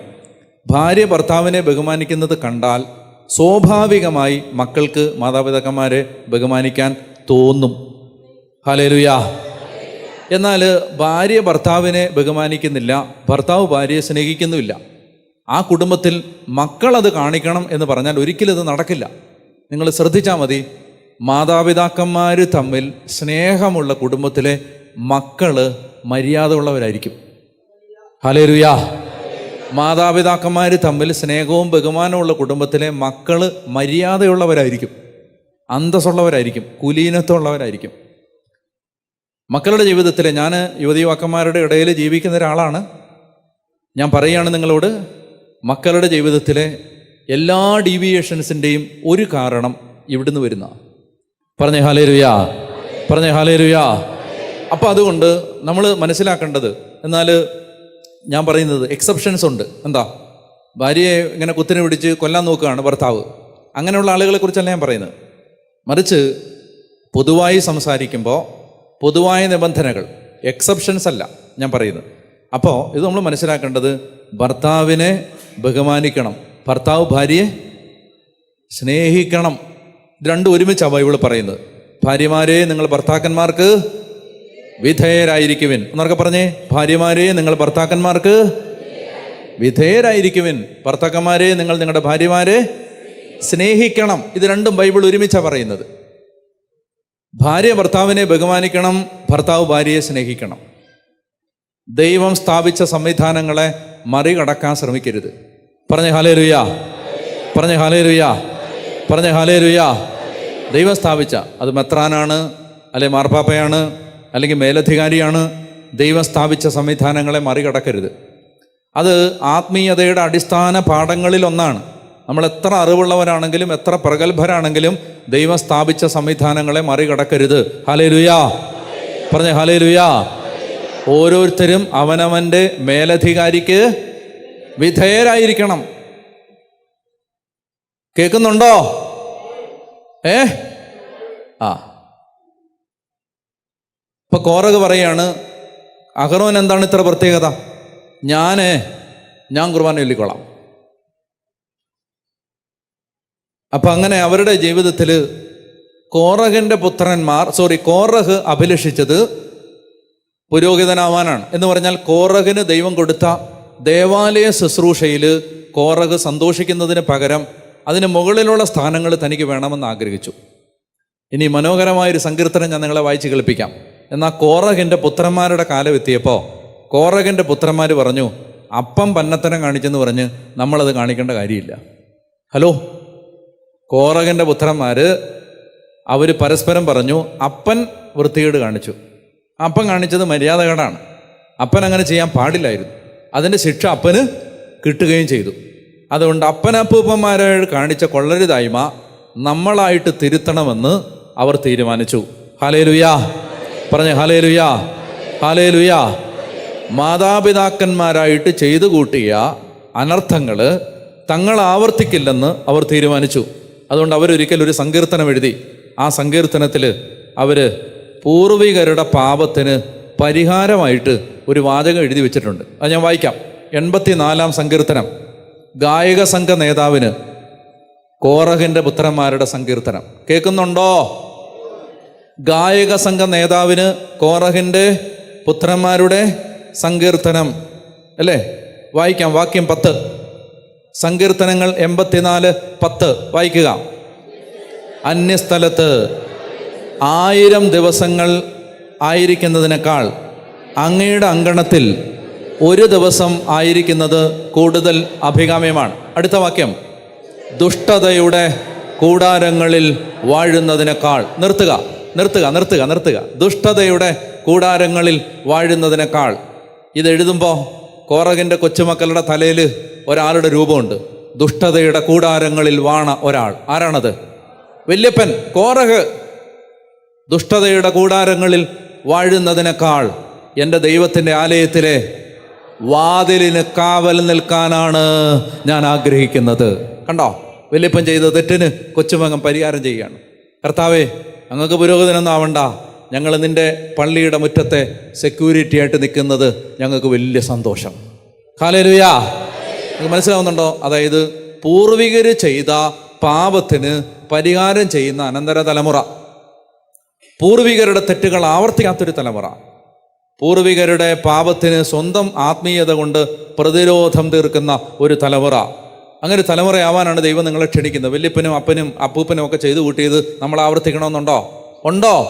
പറഞ്ഞേ ഹല്ലേലൂയാ, പറഞ്ഞേ ഹല്ലേലൂയാ. അതായത് ഞാൻ നിങ്ങളോട് പറയുകയാണ്, ഒരു തരത്തിലും കുടുംബത്തിൽ കണ്ണുനീര് വീഴാൻ ഇടയാവരുത്. മനസ്സിലായോ? കണ്ണുനീര് വീഴാൻ ഇടയാവരുത്. കണ്ണുനീര് കടന്ന് തലമുറകളായിട്ട് കടന്ന് നിലവിളിക്കും. അത് തൂത്താലും മാച്ചാലും ഒന്നും പോകുന്നൊരു സാധനമല്ലത്. അതുകൊണ്ട് നമ്മൾ എന്ത് ചെയ്യണം? പൂർവികരുടെ പാപങ്ങൾക്ക് മാപ്പ് ചോദിച്ച് പ്രാർത്ഥിക്കണം. ഹല്ലേലൂയാ. ഇന്ന് തന്നെ ഇവിടെ ആലയത്തിൽ വെച്ച് തന്നെ പ്രാർത്ഥിച്ചോ. പൂർവികരുടെ പാപങ്ങൾക്ക് മാപ്പ് ചോദിച്ച് പ്രാർത്ഥിക്കണം. പ്രത്യേകിച്ച് ഞാനൊരു 4 മേഖലകൾ പറയുകയാണ്. ഒന്ന്, പ്രകൃതി വിരുദ്ധ പാപങ്ങൾ. അതായത് ഈ ഹോമോസെക്ഷുവാലിറ്റി, സ്വവർഗഭോഗം പോലെയുള്ള പാപങ്ങൾ. 1. 2, വേലക്കാർക്ക് കൂലി കൊടുക്കാതെ പിടിച്ചു വെച്ചത്. 3, അനാഥൻ, അഗതി, വിധവ, പരദേശി ഇവരുടെ കണ്ണുനീര്. 4, വിൽഫുൾ മർഡർ, മനഃപൂർവമുള്ള നരഹത്യ, കൊലപാതകം. ഈ 4 പാപങ്ങളെ ബൈബിളും കത്തോലിക്ക തിരുസഭയുടെ മതബോധന ഗ്രന്ഥവും വിളിക്കുന്നത് പ്രതികാരത്തിന് വേണ്ടി നിലവിളിക്കുന്ന പാപങ്ങൾ എന്നാണ്. കാറ്റഗിസത്തിൽ വ്യക്തമായിട്ട് പറഞ്ഞിട്ടുണ്ട്, ബൈബിളിലും വ്യക്തമായിട്ട് പറഞ്ഞിട്ടുണ്ട്. ഈ പാപങ്ങളെക്കുറിച്ച് പറയുമ്പോൾ ബൈബിൾ പറയുന്നു പ്രതികാരത്തിന് വേണ്ടി നിലവിളിക്കുന്ന പാപങ്ങൾ. പറഞ്ഞേ ഹല്ലേലൂയാ, പറഞ്ഞേ ഹല്ലേലൂയാ. അതുകൊണ്ട് ഞാൻ നിങ്ങളോട് പറയുകയാണ്, എന്നെ കേൾക്കുന്ന എല്ലാവരോടും ഞാൻ പറയുകയാണ്, നമ്മുടെ ജീവിതത്തിലെ 24 മണിക്കൂറിലെ ഒരു ദിവസത്തിലെ കുറച്ച് മിനിറ്റുകൾ പൂർവികരുടെ പാപത്തിന് പരിഹാരം ചോദിച്ച് മാറ്റിവെച്ചാൽ നിങ്ങളുടെ കുടുംബത്തിന് അത്ഭുതകരമായ വളർച്ചയുണ്ടാവും. ഹല്ലേലൂയാ. ശ്രദ്ധിച്ച് കേൾക്കുക. എന്താണ് ശാപം? എന്താണ് ശാപം? ശാപം എന്ന് പറഞ്ഞാൽ ഒരു അനുഗ്രഹത്തിൻ്റെ തടസ്സം എന്നാണ് അതിൻ്റെ അർത്ഥം. എന്താണ് ശാപം? അനുഗ്രഹത്തിൻ്റെ തടസ്സം. നിങ്ങൾക്ക് ന്യായമായി കിട്ടേണ്ട അനുഗ്രഹം മുടങ്ങിപ്പോകുന്നതിൻ്റെ പേരാണ് ശാപം. അല്ലാതെ വേറെ എന്തെങ്കിലും തലയിൽ വന്ന് തീക്കല്ല് വീഴുക, മലയിടിഞ്ഞ് തലയിലോട്ട് വീഴുക, ഇതൊന്നുമല്ല ശാപം. ശാപം എന്ന് പറഞ്ഞാൽ നിങ്ങളുടെ ജീവിതത്തിൽ ന്യായമായിട്ടും നിങ്ങൾ ഒത്തിരി അധ്വാനിച്ചു, നിങ്ങൾക്ക് അതിൻ്റെ പ്രതിഫലം കിട്ടണ്ടേ? നിങ്ങൾ ഒരുപാട് ജോലി ചെയ്തു, നിങ്ങൾക്ക് പിന്നെ കടബാധ്യതയാണോ മിച്ചം വരേണ്ടത്? നിങ്ങൾ രാപകലില്ലാതെ കഷ്ടപ്പെട്ടു, നിങ്ങളുടെ കയ്യിൽ എന്തെങ്കിലും മിച്ചം വേണ്ടേ? നിങ്ങളുടെ അധ്വാനത്തിന് പ്രതിഫലം വേണ്ടേ? നിങ്ങൾ ചെയ്യുന്നതൊക്കെ പഴയ പോകാൻ പാടില്ലല്ലോ. ന്യായമായി കിട്ടേണ്ട പ്രതിഫലം, അതായത് ന്യായമായി നിങ്ങൾക്ക് കിട്ടേണ്ട അനുഗ്രഹം. അവനും അവൾക്കും എല്ലാം അനുഗ്രഹം കിട്ടുമ്പോൾ നമുക്ക് എവിടെയോ ചില കാര്യങ്ങൾ തടസ്സപ്പെട്ട് കിടക്കുന്നുണ്ടെങ്കിൽ പറഞ്ഞേ ഹല്ലേലൂയ. അപ്പോൾ അതിനെ വിളിക്കുന്ന പേരാണ് അനുഗ്രഹത്തിൻ്റെ തടസ്സം. ശാപം എന്നുള്ള വാക്ക് ഉപയോഗിക്കുമ്പോഴാണല്ലോ മനപ്രയാസം. ആ വാക്കും കളഞ്ഞേര്. ശാപം എന്നുള്ളതിന് പകരം വല്ല ബൈജു എന്നോ ഷിബു എന്നോ എല്ലാം പറഞ്ഞോ. ആ വാക്ക് പറയുമ്പോഴല്ലേ ഉള്ളൂ കുഴപ്പം. ചിലർക്ക് നെഞ്ചുവേദന വരും ആ വാക്ക് പറയുമ്പോൾ. അതുകൊണ്ട് ആ വാക്ക് പറയണ്ട, ഇങ്ങനെ പറഞ്ഞോ, അനുഗ്രഹത്തിൻ്റെ തടസ്സം, അങ്ങനെ പറഞ്ഞാൽ മതി. അനുഗ്രഹത്തിൻ്റെ തടസ്സം. ന്യായമായിട്ട് കിട്ടേണ്ട ഒരു അനുഗ്രഹം തടസ്സപ്പെട്ട് കിടക്കുകയാണ്. അപ്പോൾ ആ അനുഗ്രഹം തടസ്സപ്പെട്ട് കിടക്കുന്നതിന് പല കാരണങ്ങളുണ്ടാവും. നമ്മൾ തന്നെ ആയിരിക്കും ചിലപ്പോൾ കാരണം, നമ്മുടെ അലസതയായിരിക്കും ചിലപ്പോൾ കാരണം. പറഞ്ഞേ ഹല്ലേലൂയ. ഞാനൊരു കാര്യം പറഞ്ഞുതരാം. ഈ ദിവസങ്ങളിൽ എനിക്ക് കൂടുതൽ ബോധ്യപ്പെട്ടതും അനേക നാളുകളായിട്ട് എൻ്റെ മനസ്സിൽ ആളുകളോട് പറയണമെന്ന് ആഗ്രഹമുള്ളതായൊരു കാര്യം പറഞ്ഞിട്ടുമുണ്ട്, ഒരിക്കൽ കൂടെ പറയുകയാണ്. ശ്രദ്ധിച്ചു കേട്ടോ, ഇതൊക്കെ ആത്മാവിൻ്റെ സ്വരമാണ്. ശ്രദ്ധിച്ചു കേട്ടോ. എന്താണെന്നറിയാമോ? അതായത് നിങ്ങൾ നന്നാവാത്തതിന് പല കാരണങ്ങളുണ്ട്. നന്നാവാത്തതിന് ഞാനിപ്പോൾ ഉദ്ദേശിക്കുന്നത് ഭൗതികമായി നന്നാവാത്തതിന് സാമ്പത്തിക പുരോഗതിയും അനുഗ്രഹം ഉണ്ടാവാത്തതിന് പല കാരണങ്ങളുണ്ട്. അതിൽ ഒരു കാരണമാണ് ഈ കണ്ണുനീര്. ഒരു കാരണമാണ് ഈ പഴയ കാലത്തുനിന്നും വരുന്നതാണത്, ഒരു കാരണം. ഇനി രണ്ടാമത് വേറൊരു കാരണം എനിക്ക് മനസ്സിലായിട്ടുള്ളത് എന്തെന്നറിയാമോ? അലസത. ദാരിദ്ര്യം അനുഭവിക്കുന്ന പല ആളുകളുടെയും ജീവിതത്തിൽ ഞാൻ കണ്ടിട്ടുണ്ട്, അവർ ജോലി ചെയ്യാൻ മടിയുള്ളവരാണ്. പറഞ്ഞ ഹല്ലേലൂയ. കഷ്ടപ്പെടാനും കഠിനാധ്വാനം ചെയ്യാനും വകുപ്പുള്ളവന് ഈ നാട്ടിൽ ജോലിയുണ്ട്. ഹല്ലേലൂയ. ഞാൻ സത്യസന്ധമായിട്ട് നിങ്ങളോട് പറയുകയാണ്. ഞാൻ എയർപോർട്ടിലേക്ക് പോകുമ്പോൾ ഊബർ വിളിച്ചു. ഊബർ ഓടിക്കാൻ വന്നത് ഒരു ചെറുപ്പക്കാരനാണ്. ആ ചെറുപ്പക്കാരനോട് ഞാൻ ചോദിച്ചു, മോനെ നീ എവിടുത്തുകാരനാണ്? അവൻ പറഞ്ഞു ഞാൻ ആലപ്പുഴക്കാരനാണ്. ഞാൻ ചോദിച്ചു, ആലപ്പുഴക്കാരന് തിരുവനന്തപുരത്ത് എന്താണ് ഊബർ സർവീസ്? അപ്പോൾ അവൻ പറഞ്ഞു തിരുവനന്തപുരത്ത് ഊബറായി വരുന്നേ ഉള്ളൂ. ഊബർ എന്ന് പറഞ്ഞാൽ മനസ്സിലായോ? മനസ്സിലാവാത്ത അമ്മച്ചിമാർക്ക് വേണ്ടി ഊബർ എന്ന് പറഞ്ഞാൽ അമ്മച്ചി ടാക്സി, കാറ്, പിന്നെ നമ്മൾ പോകാൻ വേണ്ടി ടാക്സി വിളിക്കത്തില്ലേ, ഓട്ടോറിക്ഷ വിളിക്കുന്ന പോലെ അതിന് വിളിക്കുന്ന ഇപ്പോഴത്തെ ഭാഷയാണ് ഊബർ വിളിക്കുക എന്ന് പറയുന്നത് കേട്ടോ. അത്രേ ഉള്ളൂ. ഈ അമ്മച്ചി വരികയാണ് ഊബർ വിളിക്കുക എന്ന് പറയുന്നത്. അപ്പോൾ അതാണത്.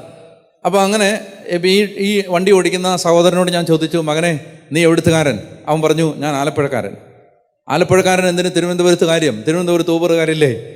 അപ്പോൾ അവൻ പറഞ്ഞു, ഫാദർ എനിക്ക് ആലപ്പുഴയിൽ എറണാകുളത്ത് എനിക്ക് ജോലി സൗകര്യം കുറവാണ്, ഇവിടെ ഊബർ ആയി വരുന്നേ ഉള്ളൂ, അതുകൊണ്ട് ഇവിടെ കുറച്ചുകൂടെ കിട്ടും. ഞാൻ പറഞ്ഞു ഒരു ദിവസം നിനക്ക് എത്ര രൂപ കിട്ടും? അവൻ പറഞ്ഞു ഫാദർ നന്നായിട്ട് അധ്വാനിച്ചാൽ നമുക്ക് ഒരു ദിവസം ഒരു 1500 രൂപ കിട്ടും മിച്ചം. നന്നായിട്ട് അധ്വാനിച്ചാൽ 1500 രൂപ മിച്ചം കിട്ടും, ഒരു ദിവസം കിട്ടും. Very good. അവൻ പറഞ്ഞു ഞാൻ അത് കൂടാതെ ഒരു സൈഡ് ബിസിനസ്സായിട്ട് കുറച്ച് ഓൺലൈൻ മാർക്കറ്റിംഗ് കൂടെ ചെയ്യുന്നുണ്ട്. അപ്പോൾ അതുകൊണ്ട് എനിക്ക് അത്യാവശ്യം നന്നായിട്ട് ജീവിക്കാനുള്ള കിട്ടുന്നുണ്ട് ഫാദർ. ഞാൻ പറയട്ടെ എൻ്റെ പ്രിയപ്പെട്ട സഹോദരങ്ങളെ, കഷ്ടപ്പെടാൻ തയ്യാറുള്ളവന് ഡെയിലി 1500 കിട്ടാൻ ഈ നാട്ടിൽ വകുപ്പുണ്ട്.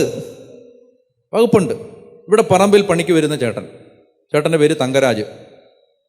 എല്ലാ ദിവസവും പണിയുണ്ട് പറമ്പിൽ, എല്ലാ ദിവസവും പണിയുണ്ട്. മനസ്സിലായോ?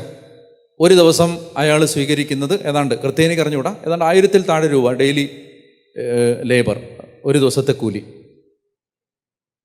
ഞായറാഴ്ചകൾ ഒഴിച്ച് ബാക്കി ദിവസങ്ങൾ 25 ദിവസം കൂട്ടിക്കോ. മാസം തങ്കരായ ഏട്ടൻ്റെ മാസ വരുമാനം 25,000, പോട്ടെ 20,000. ഒരു 4 പേരടങ്ങുന്ന കുടുംബത്തിന് ജീവിക്കാൻ 20,000 പോരെ? നിങ്ങൾ പറ എന്നോട് പറ. നിങ്ങൾ കഷ്ടപ്പെടാൻ നിങ്ങൾ തയ്യാറാണെങ്കിൽ നിങ്ങളുടെ മുമ്പിൽ വഴിയുണ്ട്. പറഞ്ഞേ ഹല്ലേലൂയ. കഷ്ടപ്പെടണം. ഒരുപാട് ആളുകളെ പറ്റിച്ച് ജീവിക്കാനിരിക്കുന്നവരാണ്. ഇതൊക്കെയാണ് ഈ കാലഘട്ടത്തിൽ പ്രസംഗിക്കേണ്ട പ്രസംഗങ്ങൾ. ഒരുപാട് ആളുകൾ തട്ടിച്ച് ജീവിക്കാൻ, പറ്റിച്ച് ജീവിക്കുക, കള്ളം പറഞ്ഞ് കാശ് വാങ്ങിക്കുക, കടം വാങ്ങിച്ച് ജീവിക്കുക. എൻ്റെ മനസാക്ഷിയുടെ മുമ്പിൽ എനിക്ക് സത്യസന്ധമായിട്ടൊരു കാര്യം പറയാൻ പറ്റും. കഷ്ടപ്പെടാൻ മനസ്സുള്ള ഒരുത്തൻ എൻ്റെ മുമ്പിൽ വന്നാൽ അവൻ നശിച്ചു പോകാൻ ഞാൻ സമ്മതിക്കത്തില്ല. മനസ്സിലായല്ലോ? കഷ്ടപ്പെടാൻ മനസ്സുള്ള ഒരുത്തൻ എൻ്റെ മുമ്പിൽ വന്നാൽ ഞാൻ ഈശോയുടെ നാമത്തിൽ പറയുകയാണ്, അവൻ്റെ കുടുംബം തകർന്നു പോകാൻ ഞാൻ ജീവനോടിരിക്കുമ്പോൾ സമ്മതിക്കത്തില്ല. പക്ഷെ അവൻ കഷ്ടപ്പെടണം. പറഞ്ഞ ഹല്ലേലൂയ. കഷ്ടപ്പെടണം. ഇന്ന് ഞാൻ കാണുന്ന അനേകം ആളുകൾ ജോലി ചെയ്യാൻ താല്പര്യമില്ലാത്തവരാണ്. അവർക്ക് വെറുതെ ഇരുന്ന് കാശ് കിട്ടണം, വെറുതെ ഇരുന്നിട്ട് പൈസ കിട്ടണം. വെറുതെ ഇരിക്കുമ്പോൾ മാസം 25,000 രൂപ വെറുതെ തരണം. പറഞ്ഞ ഹല്ലേലൂയ. പറഞ്ഞ ഹല്ലേലൂയ. എനിക്ക് 100 കണക്കിന് ആളുകളെ പരിചയമുണ്ട്, രാപകലില്ലാതെ അവർ കഷ്ടപ്പെടുകയാണ്. അവർക്ക് അറിയാവുന്ന ജോലി, അതൊരു ഡ്രൈവറിൻ്റെ ജോലിയായിരിക്കും. അത് ചിലപ്പോൾ എന്തെങ്കിലും ഒരു സ്ഥലത്ത് എവിടെയെങ്കിലും എന്തെങ്കിലും ഒരു കായികാധ്വാനം വേണ്ട ഒരു ജോലിയായിരിക്കും. അത് ചെയ്യാൻ മനസ്സുള്ളവന്. പറഞ്ഞ ഹല്ലേലൂയ. ഞാൻ പറഞ്ഞല്ലോ, ഞാൻ ചെയ്യുന്നതുകൊണ്ട് ഞാൻ പറയല്ല. ഞാൻ ഈ നേരത്തെ പറഞ്ഞ ചേട്ടനെ ഉണ്ടല്ലോ, ഞാൻ എൻ്റെ മാതാപിതാക്കന്മാരെ കൊടുക്കുന്ന ബഹുമാനം പോലെയാണ് ആ പറമ്പിൽ പണിയെടുക്കുന്ന ചേട്ടനെ ഞാൻ ബഹുമാനിക്കുന്നത്. സംശയം ഉണ്ടെങ്കിൽ അങ്ങനോട് നിങ്ങൾ ചോദിച്ചാൽ മതി. ഇന്ന് വരെ എൻ്റെ വായിന്ന് ആ മനുഷ്യനോട് ഇച്ചിപ്പോന്നൊരു വാക്ക് ഞാൻ പറഞ്ഞിട്ടില്ല. പറമ്പിൽ പണിയെടുക്കുന്ന ചേട്ടനാണ്. ബഹുമാനത്തോടും സ്നേഹത്തോടും അല്ലാതെ ആ മനുഷ്യനോട് ഇന്ന് വരെ ഞാൻ സംസാരിച്ചിട്ടില്ല. എന്തുകൊണ്ടാണെന്നറിയാമോ? അയാൾ പണിയെടുക്കുന്ന ആളാണ്. വിദ്യാഭ്യാസമൊന്നുമില്ല, പണിയെടുക്കുന്നത്. അയാൾ ജോലി ചെയ്യുന്ന ആളാണ്. അതുകൊണ്ട് അയാളെ എൻ്റെ അപ്പനെ ബഹുമാനിക്കുന്ന പോലെ തന്നെ ഞാൻ ബഹുമാനിക്കുന്നു. പക്ഷെ എനിക്ക് ഭയങ്കര അമർഷവും ദേഷ്യവും ഉണ്ട്. ആരോടെന്നറിയാം? പണിയെടുക്കാത്തവന്മാരോട്. പറഞ്ഞ ഹല്ലേലൂയ. ജോലി ചെയ്യാൻ തയ്യാറല്ല.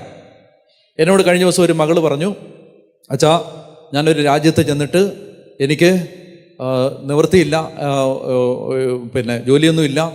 അതുകൊണ്ട് ഞാൻ രാത്രിയിൽ ഹോട്ടലിൽ പാത്രം കഴുകി കൊടുത്താണ് ജീവിച്ചിരുന്നത്. രാത്രിയിൽ പോയി ഒരു 10-23 വയസ്സുള്ള പെൺകുട്ടി രാത്രിയിൽ ഹോട്ടലുകളിൽ പോയി അവിടുത്തെ അടുക്കളയിലെ പാത്രം കഴുകി കൊടുത്തിട്ട്, എന്നിട്ട് ആ പെൺകുട്ടി എന്നോട് പറഞ്ഞു, എനിക്ക് ഒരു നാണക്കേടും ഇല്ല അതിനകത്ത്. ജോലി ചെയ്തിട്ടല്ലേ, കക്കാനും മോട്ടിക്കാനും പോയിട്ടല്ലല്ലോ. ഞാൻ നിങ്ങൾ പറയുകയാണ്, ഇവിടെ വചനം കേട്ടുകൊണ്ടിരിക്കുന്ന അനേക ആളുകൾ ഭക്തിയുടെ ആത്മീയതയുടെ മുഖമൂടി അണിഞ്ഞ് അലസരായിട്ട് ജീവിക്കരുത്. പറഞ്ഞ ഹല്ലേലൂയ. അപ്പസ്തലൻ പറഞ്ഞിട്ടുണ്ട്, അലസരായിട്ട് ജീവിക്കുന്നവരെ കണ്ടാൽ അവരിൽ നിന്ന് ഒഴിഞ്ഞു മാറിപ്പോകണമെന്ന്. പൗലോസ് അപ്പസ്തലൻ പറഞ്ഞിരിക്കുന്ന വചനമാണ്, നിങ്ങളുടെ ഇടയിൽ അലസരായിട്ടുള്ള ആളുകളുണ്ട്, അവരെ കണ്ടാൽ നിങ്ങൾ അവരുടെ അടുത്ത് കൂടരുത്, ഒഴിഞ്ഞു പോകണം. പറഞ്ഞ ഹല്ലേലൂയ. ജോലി ചെയ്യണം. ജോലി ചെയ്യുന്നത് ഒരാളുടെ ആത്മീയതയുടെ ഭാഗമാണ്. പണിയെടുക്കണം. കേൾക്കുന്നുണ്ടോ? എന്ത് പറഞ്ഞപ്പോഴിത് പറഞ്ഞേ?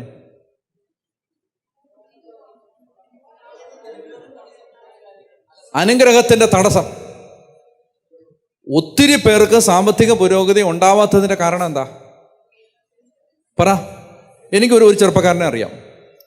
ആ ചെറുപ്പക്കാരൻ വീട്ടിലെ സാഹചര്യം വളരെ മോശമായിരുന്നത് കൊണ്ട് തിരുവനന്തപുരത്തേക്ക് വന്നു. പഠിക്കാൻ നിർവാഹമില്ല. അപ്പം അന്ന് പഠിക്കാൻ നിർവാഹമില്ലാത്തത് കൊണ്ട് പലപ്പോഴും ഫീസ് കൊടുക്കാൻ ബുദ്ധിമുട്ട് വരുമ്പോൾ എൻ്റെ കയ്യിലും കാശില്ല. വർഷങ്ങൾക്ക് മുമ്പത്തെ കാര്യമാണ്. എൻ്റെ കയ്യിലും കാശില്ല. അപ്പം ഞാൻ എന്ത് ചെയ്യുന്നറിയാം, നമ്മുടെ വിൽസനച്ഛനോട് കടം വാങ്ങിച്ച് ഇവന് കൊടുക്കും. അന്ന് വിൽസനച്ഛൻ അച്ഛനാണ്.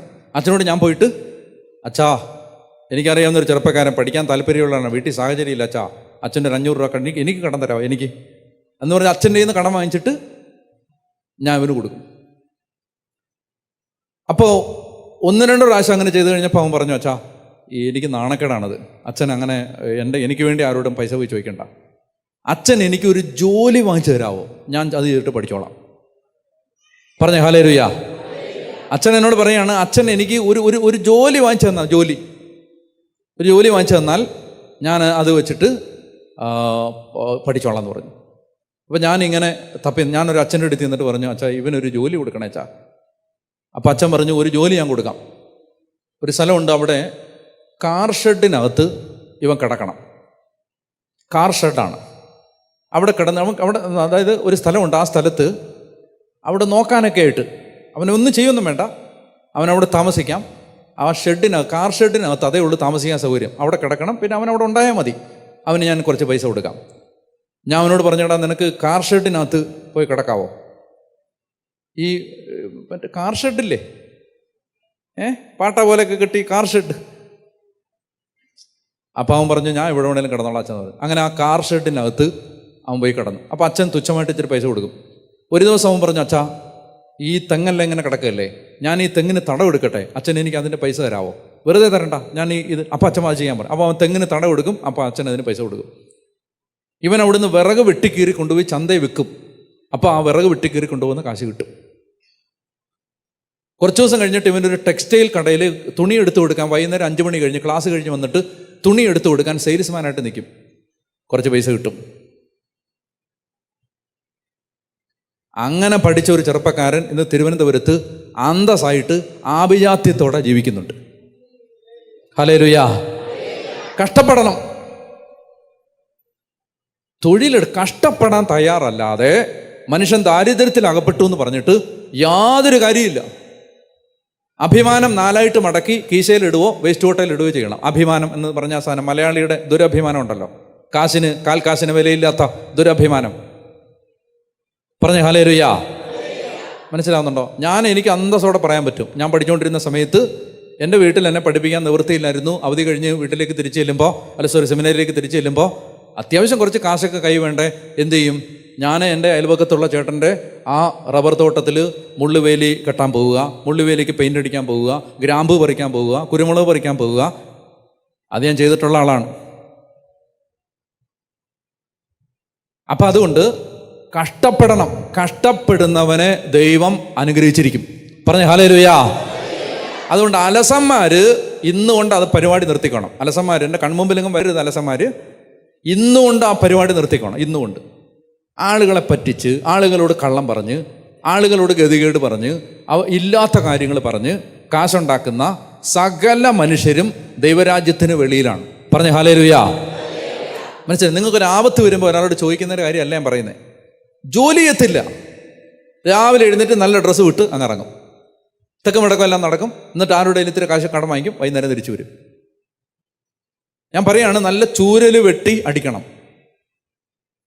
അയ്യോ, ഇത് ധ്യാനമല്ലേ? നല്ല ചൂരൽ വെട്ടി അടിച്ച് പരിശീലിപ്പിച്ച് പഠിപ്പിക്കണം. എന്താണ്? കഷ്ടപ്പെടാൻ. അപ്പം അതുകൊണ്ട് എന്ത് പറഞ്ഞപ്പോഴാണ് പറഞ്ഞേ? അനുഗ്രഹത്തിൻ്റെ തടസ്സം. എല്ലാം ശാപമെന്ന് പറഞ്ഞുകൊണ്ടിരിക്കരുത്.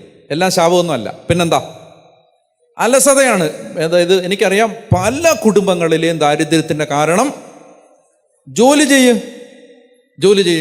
നീ 10 രൂപയ്ക്ക് നിനക്ക് ജോലി ചെയ്യാൻ ആരോഗ്യമുണ്ട്, 10 രൂപയ്ക്ക് നീ അധ്വാനിക്ക്, ബാക്കി 90 രൂപ ദൈവം തരും. ഒന്നും ചെയ്യാത്തവന് ദൈവം. നിങ്ങൾ ബൈബിളിൽ ദൈവം എവിടെയെങ്കിലും കിടന്ന് ഉറങ്ങുന്ന ആരെങ്കിലും വിളിക്കുന്ന നിങ്ങൾ കണ്ടിട്ടുണ്ടോ? ഒരുത്തൻ സുഖമായിട്ട് കിടന്ന് 3 നേരം ബർഗർ തിന്നുകൊണ്ട് ഉറങ്ങിക്കൊണ്ടിരിക്കുകയാണ്. അവനെ പിടിച്ച് കർത്താവ് വിളിച്ചിട്ട് എഴുന്നേക്കടാ, നിന്നെ ഒരു അഭിഷേകം ചെയ്യാം പറഞ്ഞ് നിങ്ങൾ കണ്ടിട്ടുണ്ടോ? ഇല്ല. ബൈബിളിൽ നിങ്ങൾ ആരെ തിരഞ്ഞെടുക്കുമ്പോഴും മോശയെ വിളിക്കുന്ന സമയത്ത് മോശ എന്ത് ചെയ്യുമായിരുന്നു? സിപ്പപ്പ് പിടിച്ചോണ്ടിരിക്കുമായിരുന്നു. പറ, എന്ത് ചെയ്യുമായിരുന്നു? ആട് മേയിച്ചുകൊണ്ടിരിക്കുകയായിരുന്നു. ഗിദെയോനെ വിളിക്കുമ്പോഴോ അയാൾ മുന്തിരിച്ചക്കിൽ മുന്തിരി ആട്ടിക്കൊണ്ടിരിക്കുകയാണ്. വിളിക്കുന്ന സമയത്ത് എലീശയെ വിളിക്കുമ്പോഴോ എലീശ നിലം ഉഴുതുകൊണ്ടിരിക്കുകയാണ്. സബദേപുത്രന്മാരെ വിളിക്കുമ്പോഴോ അവർ മീൻ പിടിച്ചുകൊണ്ടിരിക്കുകയാണ്. പത്രോസിനെ അന്ത്രോസിനെ വിളിക്കുമ്പോഴോ മീൻ പിടിച്ചുകൊണ്ടിരിക്കുകയാണ്. ജോലി ചെയ്യുന്നവനെയാണ് ദൈവം വിളിക്കുന്നത്, പണിയെടുക്കുന്നവനാണ് ദൈവം വിളിക്കുന്നത്, കഷ്ടപ്പെടാൻ മനസ്സുള്ളവനെയാണ് ദൈവം വിളിക്കുന്നത്. കേൾക്കുന്നുണ്ടോ? പറഞ്ഞേ ഹല്ലേലൂയാ. അതുകൊണ്ട് കുടുംബങ്ങളിൽ അധ്വാനിക്കണം, അധ്വാനിച്ച് അലസത മാറ്റണം. ഞാൻ പറഞ്ഞു വരുന്നത് ശാപം എന്ന് പറഞ്ഞാൽ അനുഗ്രഹത്തിൻ്റെ തടസ്സം.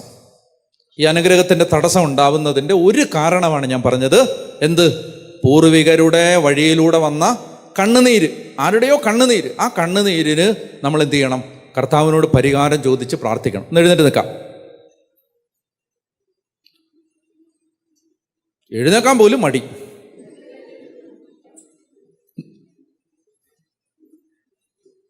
അംബാനി ആവണമെന്നാണ് ആഗ്രഹം. അലസത ദാരിദ്ര്യത്തിൻ്റെ മാതാവാണ്. ബൈബിൾ പറയുന്നു അലസത ദാരിദ്ര്യത്തിൻ്റെ മാതാവാണ്. ഞാൻ പറയുകയാണ് ചെറുപ്പക്കാരോട്, കുറേ മക്കൾ ഇതിനകത്ത് ഇരിപ്പില്ലേ, എടാ എന്തെങ്കിലും, അതായത് ഇപ്പോൾ കാനഡ പോകാൻ വേണ്ടി നീ വിസ പ്രോസസ്സ് ചെയ്തിട്ട് നിൽക്കുകയാണ്, നീ വെറുതെ നിൽക്കരുത്. പോയി എന്തെങ്കിലും പണി ചെയ്യും. അപ്പം അഭിമാനത്തിന് ക്ഷതം, കുടുംബത്തിന് നാണക്കേട്. അദ്ദേഹം പറഞ്ഞു അത് 4 കീറി വേസ്റ്റ് ബോക്സിലിടണം ആ സാധനത്തെ. എന്തെങ്കിലും പോയി ഒരു പണി ചെയ്യും, നീ എന്തെങ്കിലും ഒരു പണി ചെയ്യും. അല്ലെങ്കിൽ ഒരു പണിയില്ലെങ്കിൽ മൗണ്ട് കാർമലിൽ വന്ന് കുറച്ച് ദിവസം ഇരുന്ന് പ്രാർത്ഥിക്കുമെങ്കിലും ചെയ്യും, അതെങ്കിലും ചെയ്യും. വെറുതെ നടക്കരുത്. അതായത് 5 കൊല്ലമായിട്ട് വിസ പ്രോസസ്സിങ് തടസ്സപ്പെട്ട് കിടക്കുന്നു. അതുകൊണ്ട് 5 കൊല്ലമായിട്ട് ഇന്ന് ശരിയാവും നാളെ ശരിയാവെന്ന് പറഞ്ഞ് തരാപ്പര നടക്കുകയാണ്. നാട്ടുകാരനെയും വീട്ടുകാരനെയും പഴിയെല്ലാം കേട്ടോണ്ട്. എടാ പൊന്നു മോനെ, ഇത് എന്നാ വിസ ശരിയാവുന്നത് നിനക്കറിയത്തില്ലല്ലോ, എംബസി നിൻ്റെ കയ്യിലല്ലല്ലോ. അതുകൊണ്ട് നീ എന്ത് ഉള്ള സമയത്ത് എന്തെങ്കിലും പഠിക്ക്, അല്ലെങ്കിൽ എന്തെങ്കിലും പണി ചെയ്യ്, കുറച്ച് ജോലി ചെയ്യണ, പോയി ഊബർ ഓടിക്ക് പോയി പോ, അല്ലെങ്കിൽ സൊമാറ്റോ, സ്വിഗ്ഗി, ഫുഡ് ഡെലിവറി എവിടെങ്കിലും വെച്ച് കാണാം നമുക്കപ്പോൾ. ഞാൻ സൊമാറ്റോ ഓർഡർ ചെയ്തിട്ട് ഞാൻ അത് വാങ്ങിക്കാൻ വേണ്ടി നിന്നപ്പോൾ എന്നോട് ഒരുത്തൻ സൊമാറ്റോ ഡെലിവറി പോയി, ഈശോമിശിഹായി സ്തുതിയായിരിക്കട്ടെ. Very good. പണിയെടുക്കുന്ന പിള്ളേർ കണ്ടാൽ സന്തോഷമാണ്. കാരണം 100 രൂപ അവന് കൊടുക്കാൻ തോന്നും. എന്താ, അവൻ ജോലി ചെയ്യുന്നവനാണ്. പറഞ്ഞ ഹല്ലേലൂയ, പറഞ്ഞ ഹല്ലേലൂയ. അതുപോലെ തന്നെ ഞാൻ നിങ്ങളോട് പറയുകയാണ്, ഈ ഓട്ടോറിക്ഷക്കാരോടൊന്നും 5 രൂപയ്ക്ക് വഴക്കുണ്ടാക്കരുത്. മനസ്സിലായില്ലേ? 2 രൂപയ്ക്ക് അവന് വേണ്ടി വഴക്കുണ്ടാക്കരുത്. 5 രൂപ അവനും കൊടുത്തേക്കണം മനസ്സറിഞ്ഞ് കൂടുതൽ. മനസ്സിലായോ? ഓട്ടോക്കാർ കൊള്ളയുകയും ചെയ്യരുത്, അത് വേറൊരു വശത്ത്. അതായത് പണിയെടുക്കുന്നവന് 10 രൂപ കൊടുത്താലും വേണ്ടില്ല, ജോലി ചെയ്യുന്നവന് 5 രൂപ കൂടുതൽ കൊടുത്താലും വേണ്ടില്ല.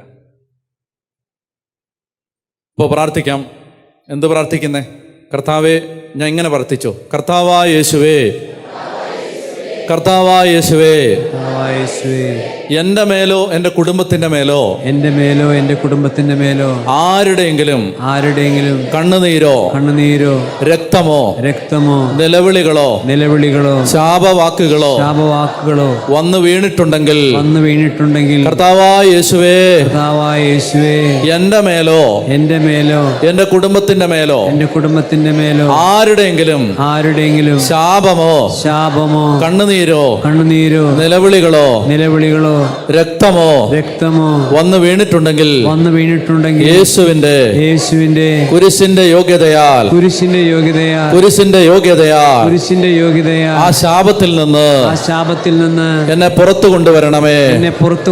യേശുവേ, എന്റെ പാപത്തിന് പരിഹാരമായി കുരിശിൽ ചിന്തപ്പെട്ട അങ്ങയുടെ പരിശുദ്ധ രക്തത്തിന്റെ അനന്ത യോഗ്യതകളാൽ എല്ലാ അനുഗ്രഹത്തിന്റെ തടസ്സങ്ങളിൽ നിന്നും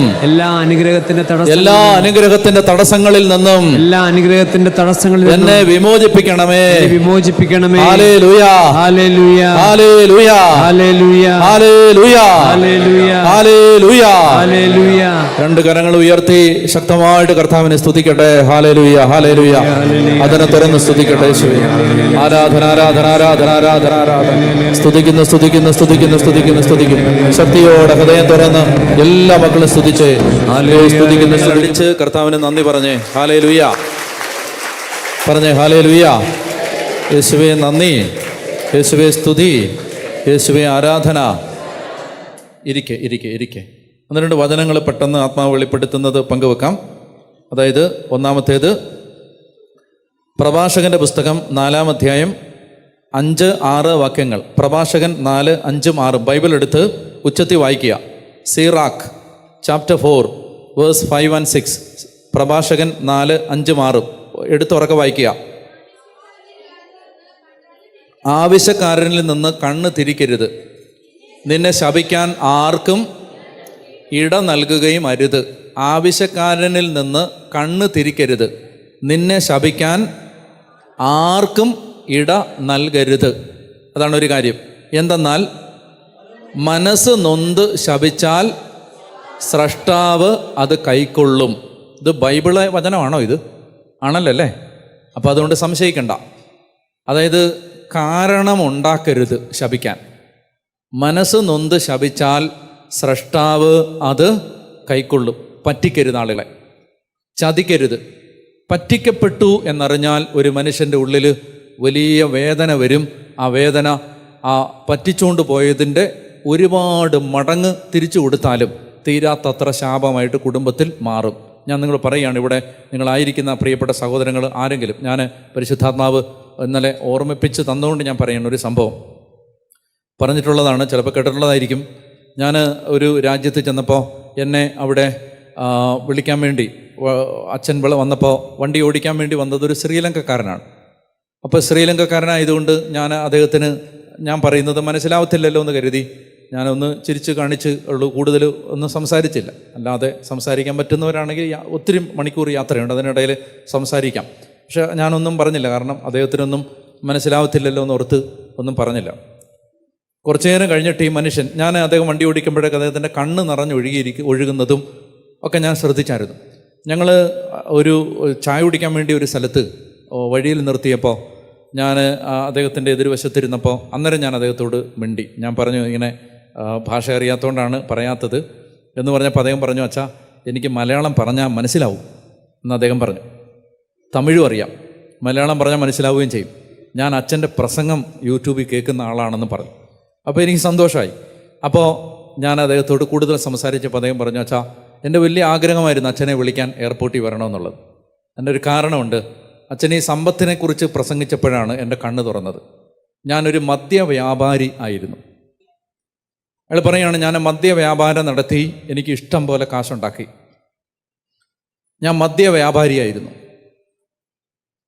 ഇഷ്ടംപോലെ പണം ഉണ്ടാക്കിയിട്ട് ഞാൻ നന്നായിട്ട് ജീവിക്കാമെന്ന് വിചാരിച്ചു. പക്ഷെ എനിക്കും എൻ്റെ ഭാര്യയ്ക്കും കുഞ്ഞുങ്ങളുണ്ടായിട്ടില്ല.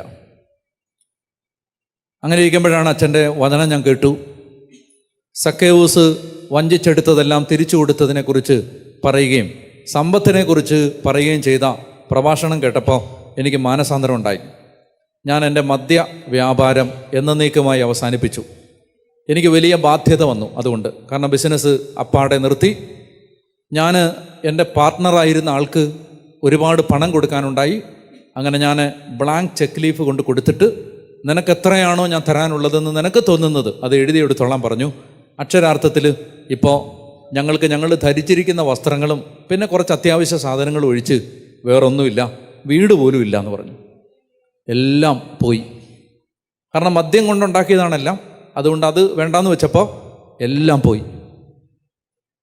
പക്ഷേ ഈ മനുഷ്യൻ പറഞ്ഞു, 12 വർഷമായിട്ട് മക്കളില്ലാതിരുന്ന ഞങ്ങൾക്ക് അതോടെ കർത്താവ് ഒരു കുഞ്ഞിനെ തന്ന് അനുഗ്രഹിച്ചു. അപ്പോൾ ഈ മനുഷ്യൻ പറയുകയാണ്, ഞാൻ ഇത് പറയാൻ കാരണം, ഞാൻ ഒത്തിരി നാൾ ഈ മനുഷ്യനെ ഓർത്തിട്ട് മറന്നുപോയി എന്ന് പറഞ്ഞാൽ ഓർക്കാറിയില്ലായിരുന്നു. ഇന്നലെ വൈകുന്നേരം ഞാൻ നടക്കാൻ പോയിട്ട് തിരിച്ചു വരുമ്പോൾ പെട്ടെന്ന് എൻ്റെ മനസ്സിൽ ഈ മനുഷ്യനെ പരിശുദ്ധാത്മാവ് ഓർമ്മിപ്പിച്ചു. ഞാൻ ഓർമ്മിപ്പിച്ചത് പ്രാർത്ഥിക്കാൻ വേണ്ടി വല്ലതും ആയിരിക്കും എന്ന് ഓർത്ത് ഞാൻ വരുന്ന വഴിക്ക് തന്നെ പ്രാർത്ഥിച്ചുകൊണ്ട് തന്നെ വന്നു. എന്നാൽ കുറച്ചു നേരം കഴിഞ്ഞപ്പോൾ ഇന്നിപ്പോൾ ഇത് പറഞ്ഞുകൊണ്ടിരിക്കുമ്പോഴാണ് എനിക്ക് മനസ്സിലായത് ഇത് പറയാൻ വേണ്ടിയിട്ടാണ്. ഏത് ഈ സാധനം പറയാനാ അത് ഇന്നലെ ഓർമ്മിപ്പിച്ച് തന്നത് ആ സംഭവം. അതായത് നമ്മൾ ഈ സമ്പത്തിൽ ആരുടെയും കണ്ണുനീര് വീഴാൻ പാടില്ല. മദ്യക്കച്ചവടം നടത്തുമ്പോൾ എത്രയോ കുടുംബങ്ങളുടെ കണ്ണുനീര് ആ കച്ചവടത്തിനകത്തുണ്ട്. എത്രയോ കുടുംബങ്ങളുടെ പ്രാക്കും ശാപവും ഈ മദ്യ വ്യവസായത്തിനകത്തുണ്ട്. അതുകൊണ്ട് അത് ശ്രദ്ധിക്കണം, അത് ശാപം കൊണ്ടുവരും. പറഞ്ഞ ഹല്ലേലൂയാ, പറഞ്ഞ ഹല്ലേലൂയാ. ന്യായമായ മാർഗത്തിലൂടെ സമ്പന്നരാകുന്നത് ദൈവവചനത്തിനെതിരല്ല. എന്നാൽ അന്യായ മാർഗത്തിലൂടെ പണം ഉണ്ടാക്കിയാൽ ആ പണം നിലനിൽക്കുകയില്ല എന്ന് മാത്രമല്ല, ആ പണം, ബൈബിൾ പറയുന്ന മനോഹരമായൊരു വാചകമുണ്ട്. അതായത് പ്രഭാഷകൻ 21:8, പ്രഭാഷകൻ 21:8 വായിക്കാം. പ്രഭാഷകൻ 21:8, അന്യൻ്റെ പണം കൊണ്ട് വീട് പണിയുന്നവൻ തൻ്റെ ശവകുടീരത്തിന് കല്ല് ശേഖരിക്കുന്നവനെ പോലെയാണ്. കണ്ടോ, അന്യൻ്റെ പണം കൊണ്ട് വീട് പണിയുന്നവൻ എന്ന് പറഞ്ഞാൽ വീട് പണിയാൻ ലോൺ എടുത്തവനെന്നല്ല ഇതിൻ്റെ അർത്ഥം. അതായത് വെട്ടിച്ചെടുത്ത മനുഷ്യൻ്റെ കണ്ണുനീര് വീണ സമ്പത്ത് കൊണ്ട് നമ്മുടെ സാമ്രാജ്യങ്ങൾ കെട്ടിപ്പൊക്കിയാൽ, പറഞ്ഞ ഹല്ലേലൂയാ, ഒരു മനുഷ്യനെ പറ്റിച്ച് കബളിപ്പിച്ച് കള്ളം പറഞ്ഞ് പണം ഉണ്ടാക്കിയാൽ, പറഞ്ഞ ഹല്ലേലൂയാ, പറഞ്ഞ ഹല്ലേലൂയാ. ഇപ്പോൾ നിങ്ങൾ ഉദാഹരണം പറഞ്ഞേ, ഞാൻ ഉദാഹരണം പറയുകയാണ്. ഇപ്പോൾ ഞാൻ സുവിശേഷം പ്രസംഗിക്കുന്ന ആളായതുകൊണ്ട് ഞാൻ പറഞ്ഞാൽ കുറച്ച് ആളുകളൊക്കെ വിശ്വസിക്കുമോ? തീർച്ചയായിട്ടും വിശ്വസിക്കും. കുറച്ച് പേരെങ്കിലും വിശ്വസിക്കും. ഞാനിങ്ങനെ പറയുകയാണ്, ഒരു പാവപ്പെട്ട മനുഷ്യൻ ഇതാ നശിച്ച് കിടക്കാണ്, അവന് കൊടുക്കാൻ, അവനെ രക്ഷപ്പെടുത്താൻ എനിക്ക് ഒരു 2 ലക്ഷം രൂപ തരണമെന്ന് നുണ പറഞ്ഞിട്ട് ഞാൻ കാശ് വാങ്ങിച്ചിട്ട് ഞാൻ പുട്ടടിക്കാമെന്ന് വിചാരിച്ചു. ഞാൻ എന്തോരം സുവിശേഷകനാണെങ്കിലും ഞാൻ പണിഞ്ഞുകൊണ്ടിരിക്കുന്ന എന്താ? ശവകുടീരമാണ്. പറഞ്ഞ ഹല്ലേലൂയ. മനസ്സിലാവുന്നുണ്ടോ? ഞാൻ പറയുകയാണ്, ദൈവവേല ചെയ്യുന്ന ആളുകളോട് ഞാൻ പറയുകയാണ്, നുണ പറഞ്ഞ് ആളുകളുടെ നിന്ന് കാശ് വാങ്ങരുത്. പറഞ്ഞ ഹല്ലേലൂയ. നുണ പറഞ്ഞിട്ട് ഒരുപാട് ആളുകൾക്ക് വന്ന് നോക്കാൻ പറ്റുമോ? ഈ ഡാനിലച്ചൻ പറഞ്ഞ അങ്ങനൊരു വീട് നമ്മൾ പറയില്ല, ഞാൻ പറയുകയാണ്. അങ്ങനെ ഞാൻ കേസ് അങ്ങനെ പറയുകയാണെങ്കിൽ പറയില്ല, ഉദാഹരണത്തിന് പറയുകയാണ്. ആരെങ്കിലും ചോദിക്കും, അച്ഛൻ പറഞ്ഞല്ലേ സത്യമായിരിക്കും വിചാരിക്കും. തട്ടിപ്പ് നടത്തി കാശുണ്ടാക്കരുത്. മനസ്സിലായോ? തട്ടിപ്പ് നടത്തി കള്ളത്തരം പറഞ്ഞ് ഞാൻ പ്രാർത്ഥിച്ചപ്പോൾ ചേച്ചിയുടെ മുഖം എനിക്ക് കണ്ടു. എടാ നുണയാ, തട്ടിപ്പുകാരാ, നീ ദൈവവചനത്തെ കച്ചവടച്ചരക്കാക്കരുത്. പറഞ്ഞേ ഹല്ലേലൂയ. സഹോദരി, ഞാൻ പ്രാർത്ഥിച്ചപ്പോൾ ഈ കുടുംബത്തെ എനിക്ക് കർത്താവ് വെളിപ്പെടുത്തി.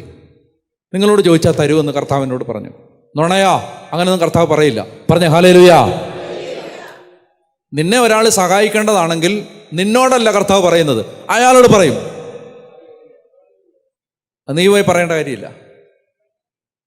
നിന്നെ ഒരാൾ സഹായിക്കണമെന്ന് ദൈവം വെച്ചിട്ടുണ്ടെങ്കിൽ അയാളോട് ദൈവം പറയും, അയാളെ സഹായിക്കാൻ പറയും. പറഞ്ഞ ഹല്ലേലൂയ. ഞാൻ നിങ്ങളോട് പറയുകയാണ്, ആത്മാവിൽ പ്രേരിതനായി ഞാൻ നിങ്ങളോട് പറയുന്നു, ഇത്തരം തട്ടിപ്പുകാരുടെ വലയിൽ വീഴരുത്. പറഞ്ഞ ഹല്ലേലൂയ. എന്നോട് ഒരുപാട് ആളുകൾ ഇവിടെ വന്നിട്ട് പറഞ്ഞിട്ടുണ്ട്, അച്ഛാ അവർ 2 കോടി രൂപ കൊണ്ടുപോയി. എന്ത് പറഞ്ഞിട്ട്? ഒരു നുണ പറഞ്ഞിട്ട് അവർ 1 കോടി രൂപ കൊണ്ടുപോയി. ഇന്ന ആൾ 10 ലക്ഷം കൊണ്ടുപോയി. പാവപ്പെട്ട മനുഷ്യരാണ്. ദൈവവചനത്തിൻ്റെ പേരിലും ദൈവത്തിൻ്റെ പേരിലും ചോദിക്കുമ്പോൾ സത്യമെന്ന് വിചാരിക്കും. പറഞ്ഞ ഹല്ലേലൂയ. പറഞ്ഞ ഹല്ലേലൂയ. പറഞ്ഞ ഹല്ലേലൂയ. അതൊരു വശത്ത് ഞാൻ പറയുകയാണ്. മറ്റ് പിന്നെ ആളുകൾ അല്ലാത്തവർ നുണ പറഞ്ഞിട്ട് തട്ടിപ്പ് കള്ളത്തരം പറഞ്ഞ് കാശുണ്ടാക്കുക. ഈ കാലഘട്ടത്തിൽ ഭാര്യയും ഭർത്താവും ഒരുമിച്ചിറങ്ങിയിരിക്കുകയാണ് തട്ടിപ്പിന്. ഭർത്താവും ഭാര്യയോട് ഒരുമിച്ചാണ് കച്ചവടം. ഇതെത്ര നാൾ നിൽക്കും നിങ്ങൾ പറ? വല്ലവൻ്റെ കണ്ണുനീര് വീണ പണം അവൻ ജീവിതത്തിൽ ഇന്നല്ലെങ്കിൽ നാളെ തിരിച്ചറിയത്തില്ലേ? നീ നുണ പറഞ്ഞാൽ കാശ് വാങ്ങിച്ചെന്ന് അറിയില്ലേ? അറിയും. എന്നെങ്കിലും ഒരിക്കൽ ദൈവം അവൻ്റെ മുമ്പിൽ അത് ബോധ്യപ്പെടുത്തി കൊടുക്കും. നീ ആ പറഞ്ഞ് കാശ് വാങ്ങിച്ചത് നുണ പറഞ്ഞിട്ടാണ്, അത് കള്ളമാണ്, അങ്ങനൊരു സംഭവം ഇല്ലായിരുന്നു. പറഞ്ഞ ഹല്ലേലൂയ. പറഞ്ഞ ഹല്ലേലൂയ. എന്നാൽ അപ്പോൾ അങ്ങനെ വരും. അപ്പോൾ ഞാൻ പറഞ്ഞത് അങ്ങനെ വരുമ്പോൾ പറയുകയാണ്, അങ്ങനെ അന്യൻ്റെ പണം കൊണ്ട്, വായിക്കേ, അന്യൻ്റെ പണം കൊണ്ട് വീട് പണിയുന്നവൻ തൻ്റെ ശവകുടീരത്തിന് കല്ല് ശേഖരിക്കുന്നവനെ പോലെയാണ്.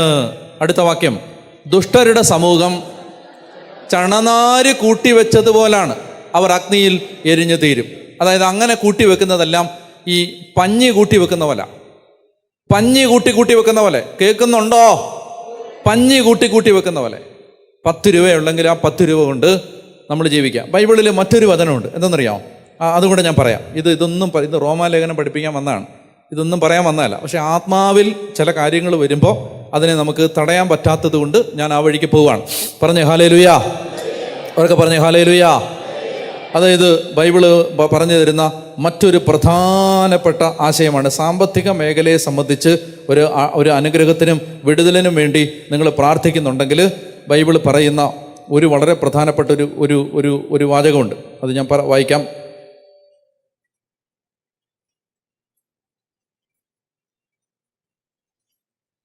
എന്ന് പറഞ്ഞേ ഹല്ലേലൂയ. ഒന്ന് കരങ്ങൾ ഉയർത്തി സ്തുതിച്ചേ. ഒരു വചനം. യേശുവേ ആരാധന, യേശുവേ ആരാധന, യേശുവേ ആരാധന, യേശുവേ ആരാധന, യേശുവേ ആരാധന, ആരാധന ആരാധന ആരാധന ആരാധന ആരാധന, യേശുവേ ആരാധന, യേശുവേ ആരാധന, യേശുവേ ആരാധന. ഹല്ലേലൂയ ഹല്ലേലൂയ ഹല്ലേലൂയ ഹല്ലേലൂയ ഹല്ലേലൂയ ഹല്ലേലൂയ. ശക്തമായിട്ടൊന്ന് സ്തുതിച്ചേ.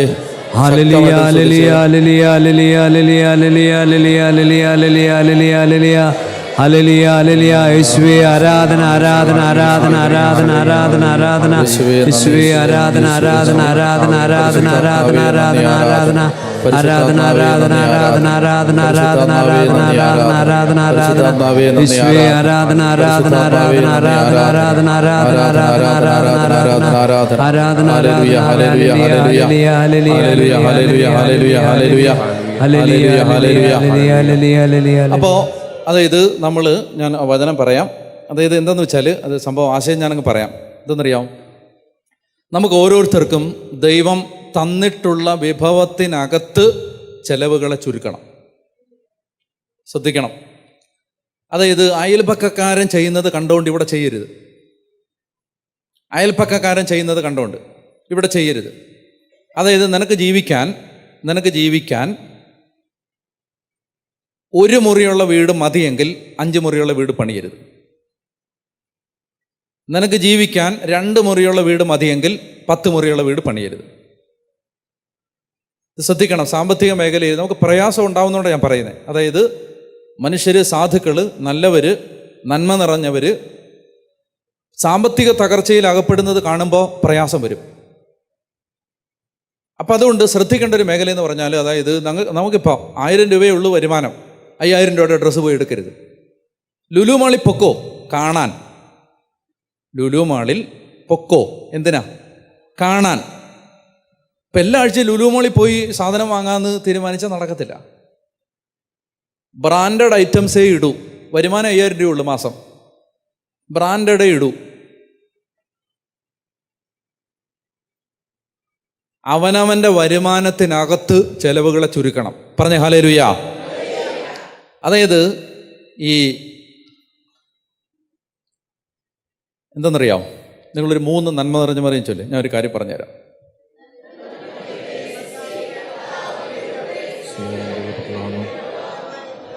ഫലമായി ഈശോ അനുഗ്രഹിക്കപ്പെട്ടതാണ്. പരിശുദ്ധ മറിയമേ, തമ്പുരാന്റമ്മേ, പാപികളായ ഞങ്ങൾക്ക് വേണ്ടി എപ്പോഴെപ്പോഴും ഞങ്ങൾ മരണസമയത്തും തമ്പുരാന്റെ അപേക്ഷിച്ചുള്ളമേ. ആമേൻ. നിറഞ്ഞോർമ്മയെ സ്വസ്തി, കർത്താവ് അങ്ങയിലൂടെ സ്ത്രീകൾ അനുഗ്രഹിക്കപ്പെട്ടതാകുന്നു. അങ്ങേ ദുരിതത്തിൻ ഫലമായി ഈശോ അനുഗ്രഹിക്കപ്പെട്ടതാകുന്നു. പരിശുദ്ധ മറിയമേ, തമ്പുരാന്റമ്മേ, പാപികളായ ഞങ്ങൾക്ക് വേണ്ടി എപ്പോഴും ഞങ്ങളുടെ മരണസമയത്തും തമ്പുരാന്റെ അപേക്ഷിച്ചുള്ളമേ. ആമേൻ. ഹല്ലേലൂയ. പറഞ്ഞേ ഹല്ലേലൂയ. പറഞ്ഞേ ഹല്ലേലൂയ. യേശുവേ നന്ദി, യേശുവേ സ്തുതി, യേശുവേ ആരാധന, യേശുവേ ആരാധന, യേശുവേ ആരാധന, യേശുവേ ആരാധന, യേശുവേ ആരാധന. ഹല്ലേലൂയ ഹല്ലേലൂയ ഹല്ലേലൂയ ഹല്ലേലൂയ. അതായത് ഞാൻ എന്താ പറഞ്ഞേ, അവനവൻ്റെ വരുമാനത്തിന് അനുസരിച്ച് ചെലവ് ചെയ്യാവൂ. ഇന്നത്തെ നമ്മൾ മലയാളികളുടെ ഒരു പ്രത്യേകത എന്താണെന്നറിയാമോ? എല്ലാവർക്കും ആഗ്രഹമാണ് എന്ത്? വലിയ വീട് വെക്കണം, വലിയ വീട് വെക്കണം. ഞാൻ പറയുകയാണ്, വലിയ വീട് വെച്ചിട്ട് മനസമാധാനമില്ലാതെ അതിനകത്ത് കഴിയുന്നതിനേക്കാൾ നല്ലതല്ലേ ചെറിയൊരു വീട് വെച്ചിട്ട് സമാധാനത്തോടെ അതിനകത്ത് കിടക്കുന്നത്? ആണോ? നിങ്ങൾക്ക് എന്താ ഒരു സന്തോഷമില്ലാത്തത് പറയുമ്പോൾ? ആണോ? ഹല്ലേലൂയ. അതായത് നമ്മൾ ഭയങ്കര ഒരു വീട് വെച്ചു, അല്ലെങ്കിൽ നമ്മൾ എന്ത് ചെയ്തു, ഭയങ്കര വലിയൊരു വണ്ടി വാങ്ങിച്ചു. ഏത് വണ്ടിയാ? ഓടി കാറ് വാങ്ങിച്ചു. എന്നിട്ടിപ്പോൾ ഓടി നടക്കുകയാണ്. എന്താ കാര്യം? അത് പെട്രോൾ അടിക്കാനും ഒന്നിനും കാശില്ല. ഓടി കാറ് വാങ്ങിച്ചിട്ട് ഇപ്പം ഓടി നടക്കുകയാണ്. അതുകൊണ്ട് എപ്പോഴും ഞാൻ പറയുകയാണ്, എൻ്റെ പ്രിയപ്പെട്ട സഹോദരങ്ങളെ, മനസ്സ് വിഷമിക്കാതിരിക്കും, എന്നും നിങ്ങൾ സന്തോഷത്തോടെ ജീവിക്കാൻ സഹായിക്കും.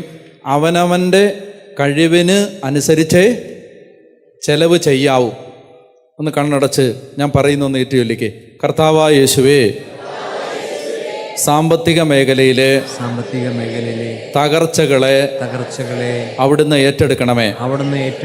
കർത്താവായ യേശുവേ, സാമ്പത്തിക മേഖലയിലെ തകർച്ചകളെ അവിടുന്ന് ഏറ്റെടുക്കണമേ. കർത്താവായ യേശുവേ, സാമ്പത്തിക മേഖലയിലെ തകർച്ചകളെ അവിടുന്ന് ഏറ്റെടുക്കണമേ. കർത്താവായ യേശുവേ, സാമ്പത്തിക മേഖലയിലെ തകർച്ചകളെ അവിടുന്ന് ഏറ്റെടുക്കണമേ. ഹല്ലേലൂയ, ഹല്ലേലൂയ, ഹല്ലേലൂയ, ഹല്ലേലൂയ, ഹല്ലേലൂയ. ഹല്ലേലൂയ. ഞാനൊരു വചനം പറയാം, നിങ്ങളത് ആവർത്തിക്കണം. സുഭാഷിതങ്ങൾ 10:22. സുഭാഷിതങ്ങൾ 10:22 ഒന്ന് എടുത്തിട്ട് വായിക്കുക. സുഭാഷിതങ്ങൾ 10:22 കേട്ടോ. ഉറക്കെ വായിച്ചേ. കർത്താവിൻ്റെ അനുഗ്രഹം എന്താണ്? കർത്താവിൻ്റെ അനുഗ്രഹം സമ്പത്ത് നൽകുന്നു. കർത്താവിൻ്റെ അനുഗ്രഹം സമ്പത്ത് നൽകുന്നു. അപ്പൊ ആ വചനം ഒന്ന് ആവർത്തിക്കുക. കർത്താവിൻ്റെ അനുഗ്രഹം സമ്പത്ത് നൽകുന്നു. ഒന്നുകൂടെ, കർത്താവിൻ്റെ അനുഗ്രഹം സമ്പത്ത് നൽകുന്നു. അവിടുന്ന് അതിൽ ദുഃഖം കലർത്തുന്നില്ല. കർത്താവിൻ്റെ അനുഗ്രഹം സമ്പത്ത് നൽകുന്നു. അവിടുന്ന് അതിൽ ദുഃഖം കലർത്തുന്നില്ല. കർത്താവിൻ്റെ അനുഗ്രഹം സമ്പത്ത് നൽകുന്നു. അവിടുന്ന് അതിൽ ദുഃഖം കലർത്തുന്നില്ല. ഹല്ലേലൂയ പറഞ്ഞേ, ഹല്ലേലൂയ. ഉറക്കെ പറഞ്ഞേ, ഹല്ലേലൂയ. യേശുവേ നന്ദി, യേശുവേ സ്തുതി, യേശുവേ ആരാധന, യേശുവേ ആരാധന, യേശുവേ ആരാധന. ഇപ്പം ഞാൻ പറഞ്ഞു വരുന്നത് ശ്രദ്ധിക്കുക. 4 കാര്യങ്ങൾ നമ്മുടെ ജീവിതത്തിൽ കണ്ണുനീര് കൊണ്ടുവരും. എന്തൊക്കെയാണെന്ന് ഞാൻ പറഞ്ഞത്? ഒന്ന്, പ്രകൃതി വിരുദ്ധ പാപങ്ങൾ. പ്രകൃതി വിരുദ്ധ പാപങ്ങൾ. രണ്ടാമത്തേത്, വേലക്കാരൻ്റെ കൂലി പിടിച്ചു വെക്കരുത്. അതായത് ഒരാളെ കൊണ്ട് ജോലി ചെയ്യിച്ചാൽ അവൻ്റെ പണം അവന് കൊടുത്തിരിക്കണം. കൊടുക്കാമെന്ന് പറഞ്ഞത് കൊടുക്കണം. മനസ്സിലായോ? ജോലി ചെയ്ത് 15 മിനിറ്റ് കഴിഞ്ഞിട്ട് പിന്നെ കൂലി കുറയ്ക്കരുത്. ഒരു വാക്ക് പറഞ്ഞാണ് 50,000 രൂപയ്ക്ക് ഇത് ചെയ്തോ എന്ന് പറഞ്ഞാൽ 50,000 കൊടുക്കണം. വേലക്കാരൻ്റെ കൂലി പിടിച്ച് കൈ പണം വെച്ചുകൊണ്ട് വേലക്കാരന് കൂലി കൊടുക്കാതിരിക്കരുത്. പറഞ്ഞേ ഹല്ലേലൂയ, പറഞ്ഞേ ഹല്ലേലൂയ. മൂന്നാമത്തേത്, അനാഥൻ, അഗതി, വിധവ, പരദേശി ഇവരുടെ കണ്ണുനീരിന് കാരണമാകരുത്. ഹല്ലേലൂയ, പറഞ്ഞേ ഹല്ലേലൂയ, ഹല്ലേലൂയ. മനസ്സിലായോ? അതായത് നിങ്ങൾക്കൊരു ആടുണ്ടായിരുന്നു, ഒരാട്. അപ്പം നിങ്ങളിങ്ങനെ നോക്കിയ സമയത്ത് 3 ആടുണ്ട്. അതിനകത്തിലെ ദീനം പിടിച്ച ഒരാടിനെ ഒരാളെ വിളിച്ചിട്ട് നല്ല ആടാന്ന് പറഞ്ഞ് വിറ്റ്. 3 ദിവസം കഴിഞ്ഞപ്പോൾ ആട് ചത്തുപോയി. അപ്പോൾ 3 ദിവസം കഴിഞ്ഞപ്പോൾ ആട് ചത്തുപോയി കഴിഞ്ഞപ്പോൾ വാങ്ങിച്ച ആൾക്ക് മനസ്സിലായി നിങ്ങൾ പറ്റിച്ചാന്ന് മനസ്സിലായി.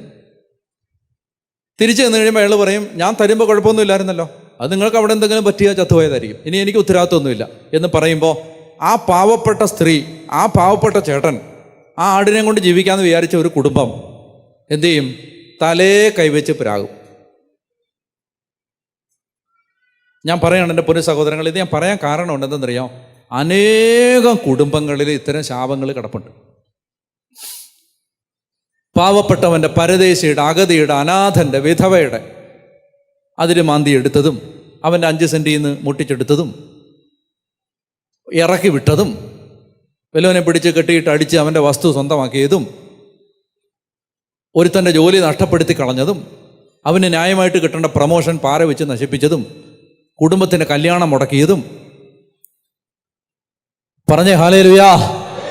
എൻ്റെ പൊന്നു സഹോദരങ്ങളെ, അറിഞ്ഞുകൊണ്ട് അറിയാതെ ഒത്തിരി കാര്യങ്ങൾ സംഭവിക്കാം. അറിഞ്ഞുകൊണ്ട് ഇങ്ങനെ ആരുടെയും കണ്ണുനീരിന് കാരണക്കാരായി മാറരുത്. അപ്പം അങ്ങനെ വരുമ്പോഴേക്കും എന്തെന്നറിയാം, ഞാൻ പറഞ്ഞു വന്നത് ഇതാണ്. അങ്ങനെ ശാപം വരും. പിന്നെ നമ്മുടെ വരവറിഞ്ഞേ ചെലവ് ചെയ്യാവൂ. ഞാനിതൊന്നും പറയാൻ വന്നതല്ല.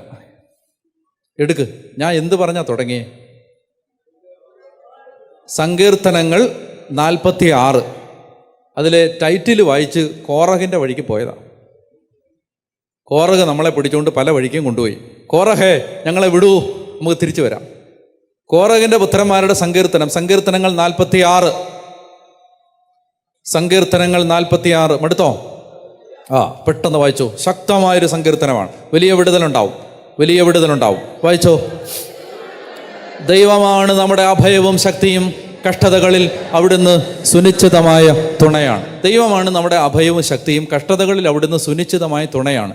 ഭൂമി ഇളകിയാലും പർവ്വതങ്ങൾ സമുദ്രമധ്യത്തിൽ അടർന്ന് പതിച്ചാലും നാം ഭയപ്പെടുകയില്ല. ഹല്ലേലൂയാ. അതായത് ഭൂമി ഇളകിയാലും പർവ്വതങ്ങൾ സമുദ്രമധ്യത്തിൽ അടർന്ന് പതിച്ചാലും നാം ഭയപ്പെടുകയില്ല. ജലം പതഞ്ഞുയർന്നിരമ്പിയാലും അതിൻ്റെ പ്രകമ്പനം കൊണ്ട് പർവ്വതങ്ങൾ വിറകൊണ്ടാലും നാം ഭയപ്പെടില്ല. ദൈവത്തിൻ്റെ നഗരത്തെ, അത്യുന്നതൻ്റെ വിശുദ്ധ നിവാസത്തെ സന്തുഷ്ടമാക്കിക്കൊണ്ട് ഒഴുകുന്ന ഒരു നദിയുണ്ട്. ആ നഗരത്തിൽ ദൈവം വസിക്കുന്നു. ഒന്ന് എഴുന്നേറ്റുന്നു.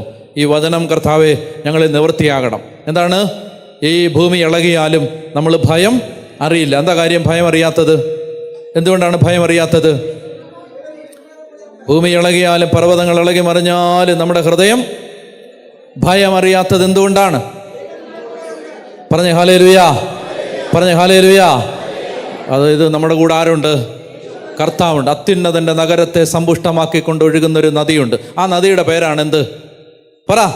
ആ നദിയുടെ പേരാണ് പരിശുദ്ധാത്മാവ്. ആ നദിയുടെ പേരാണ് പരിശുദ്ധാത്മാവ്. അതായത് ഭൂമി ഇളകിയാലും പർവ്വതങ്ങൾ ഇളകി മറിഞ്ഞാലും നമ്മൾ കുലുങ്ങാതെ നിൽക്കാൻ നമ്മളെ സഹായിക്കുന്ന അത്യുന്നതൻ്റെ നഗരത്തെ, ദൈവത്തിൻ്റെ നിവാസ സ്ഥാനത്തെ സന്തുഷ്ടമാക്കിക്കൊണ്ട് ഒഴുകുന്ന ഒരു നദിയുണ്ട്. ആ നദിയുടെ പേരാണ് പരിശുദ്ധാത്മാവ്. ആ നദിയുടെ പേരാണ് പരിശുദ്ധാത്മാവ്. അതുകൊണ്ട് ആ പരിശുദ്ധാത്മാവ് നമ്മളെ കാത്തു പരിപാലിക്കുന്നത് കൊണ്ട് വചനം പറയുകയാണ്, നിങ്ങൾ ജീവിക്കുന്ന ദൈവത്തിൻ്റെ ആലയമാണെന്ന് മനസ്സിലാക്കുന്നില്ലേ? പരിശുദ്ധാത്മാവിൻ്റെ ആലയമായതുകൊണ്ട് നമ്മൾ എന്ത് ചെയ്യും? കുലുങ്ങാതെ നിൽക്കും. ദൈവം നമ്മളെ സഹായിക്കും, സംരക്ഷിക്കും. ഹല്ലേലൂയാ. പറഞ്ഞേ ഹല്ലേലൂയാ. കോറഹിൻ്റെ പുത്രന്മാർ പറയുകയാണ്, പർവ്വതങ്ങൾ ഇളകി മറിഞ്ഞാലും ഞാൻ ഭയമറിയില്ല. ഒന്നുകൂടെ ആ സങ്കീർത്തനം ഞാൻ വായിക്കുകയാണ്. 46 സങ്കീർത്തനത്തിൻ്റെ 1 മുതലുള്ള വാക്യങ്ങൾ എന്താണ്? ദൈവമാണ്. ഞാൻ പറഞ്ഞു തരാം, ആവർത്തിക്കുക. ദൈവമാണ് എൻ്റെ അഭയവും ശക്തിയും, കഷ്ടതകളിൽ അവിടുന്ന് സുനിശ്ചിതമായ തുണയാണ്. ഭൂമി ഇളകിയാലും പർവ്വതങ്ങൾ സമുദ്രമധ്യത്തിൽ അടർന്ന് പതിച്ചാലും ഞാൻ ഭയപ്പെടുകയില്ല. ജലം പതഞ്ഞുയർന്നിരമ്പിയാലും അതിന്റെ പ്രകമ്പനം കൊണ്ട് പർവ്വതങ്ങൾ വിറകൊണ്ടാലും ഞാൻ ഭയപ്പെടുകയില്ല. എന്താണ് അതിന്റെ കാരണം?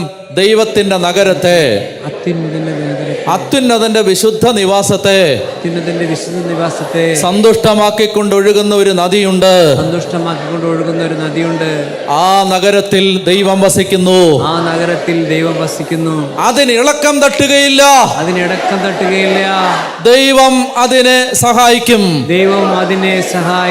അതാണ് പറയുന്നത്. മനസ്സിലായോ? എന്തുകൊണ്ടാണ് നമ്മൾ തകരാത്തതിന്റെ കാരണം ദൈവത്തിൻ്റെ നഗരത്തെ, അവിടുത്തെ വിശുദ്ധ നിവാസത്തെ സമ്പുഷ്ടമാക്കിക്കൊണ്ട് ഒഴുകുന്ന ഒരു നദിയുണ്ട്. അപ്പോൾ ആ നദി പരിശുദ്ധാത്മാവാകുന്ന നദിയാണ്. അവിടെ ദൈവം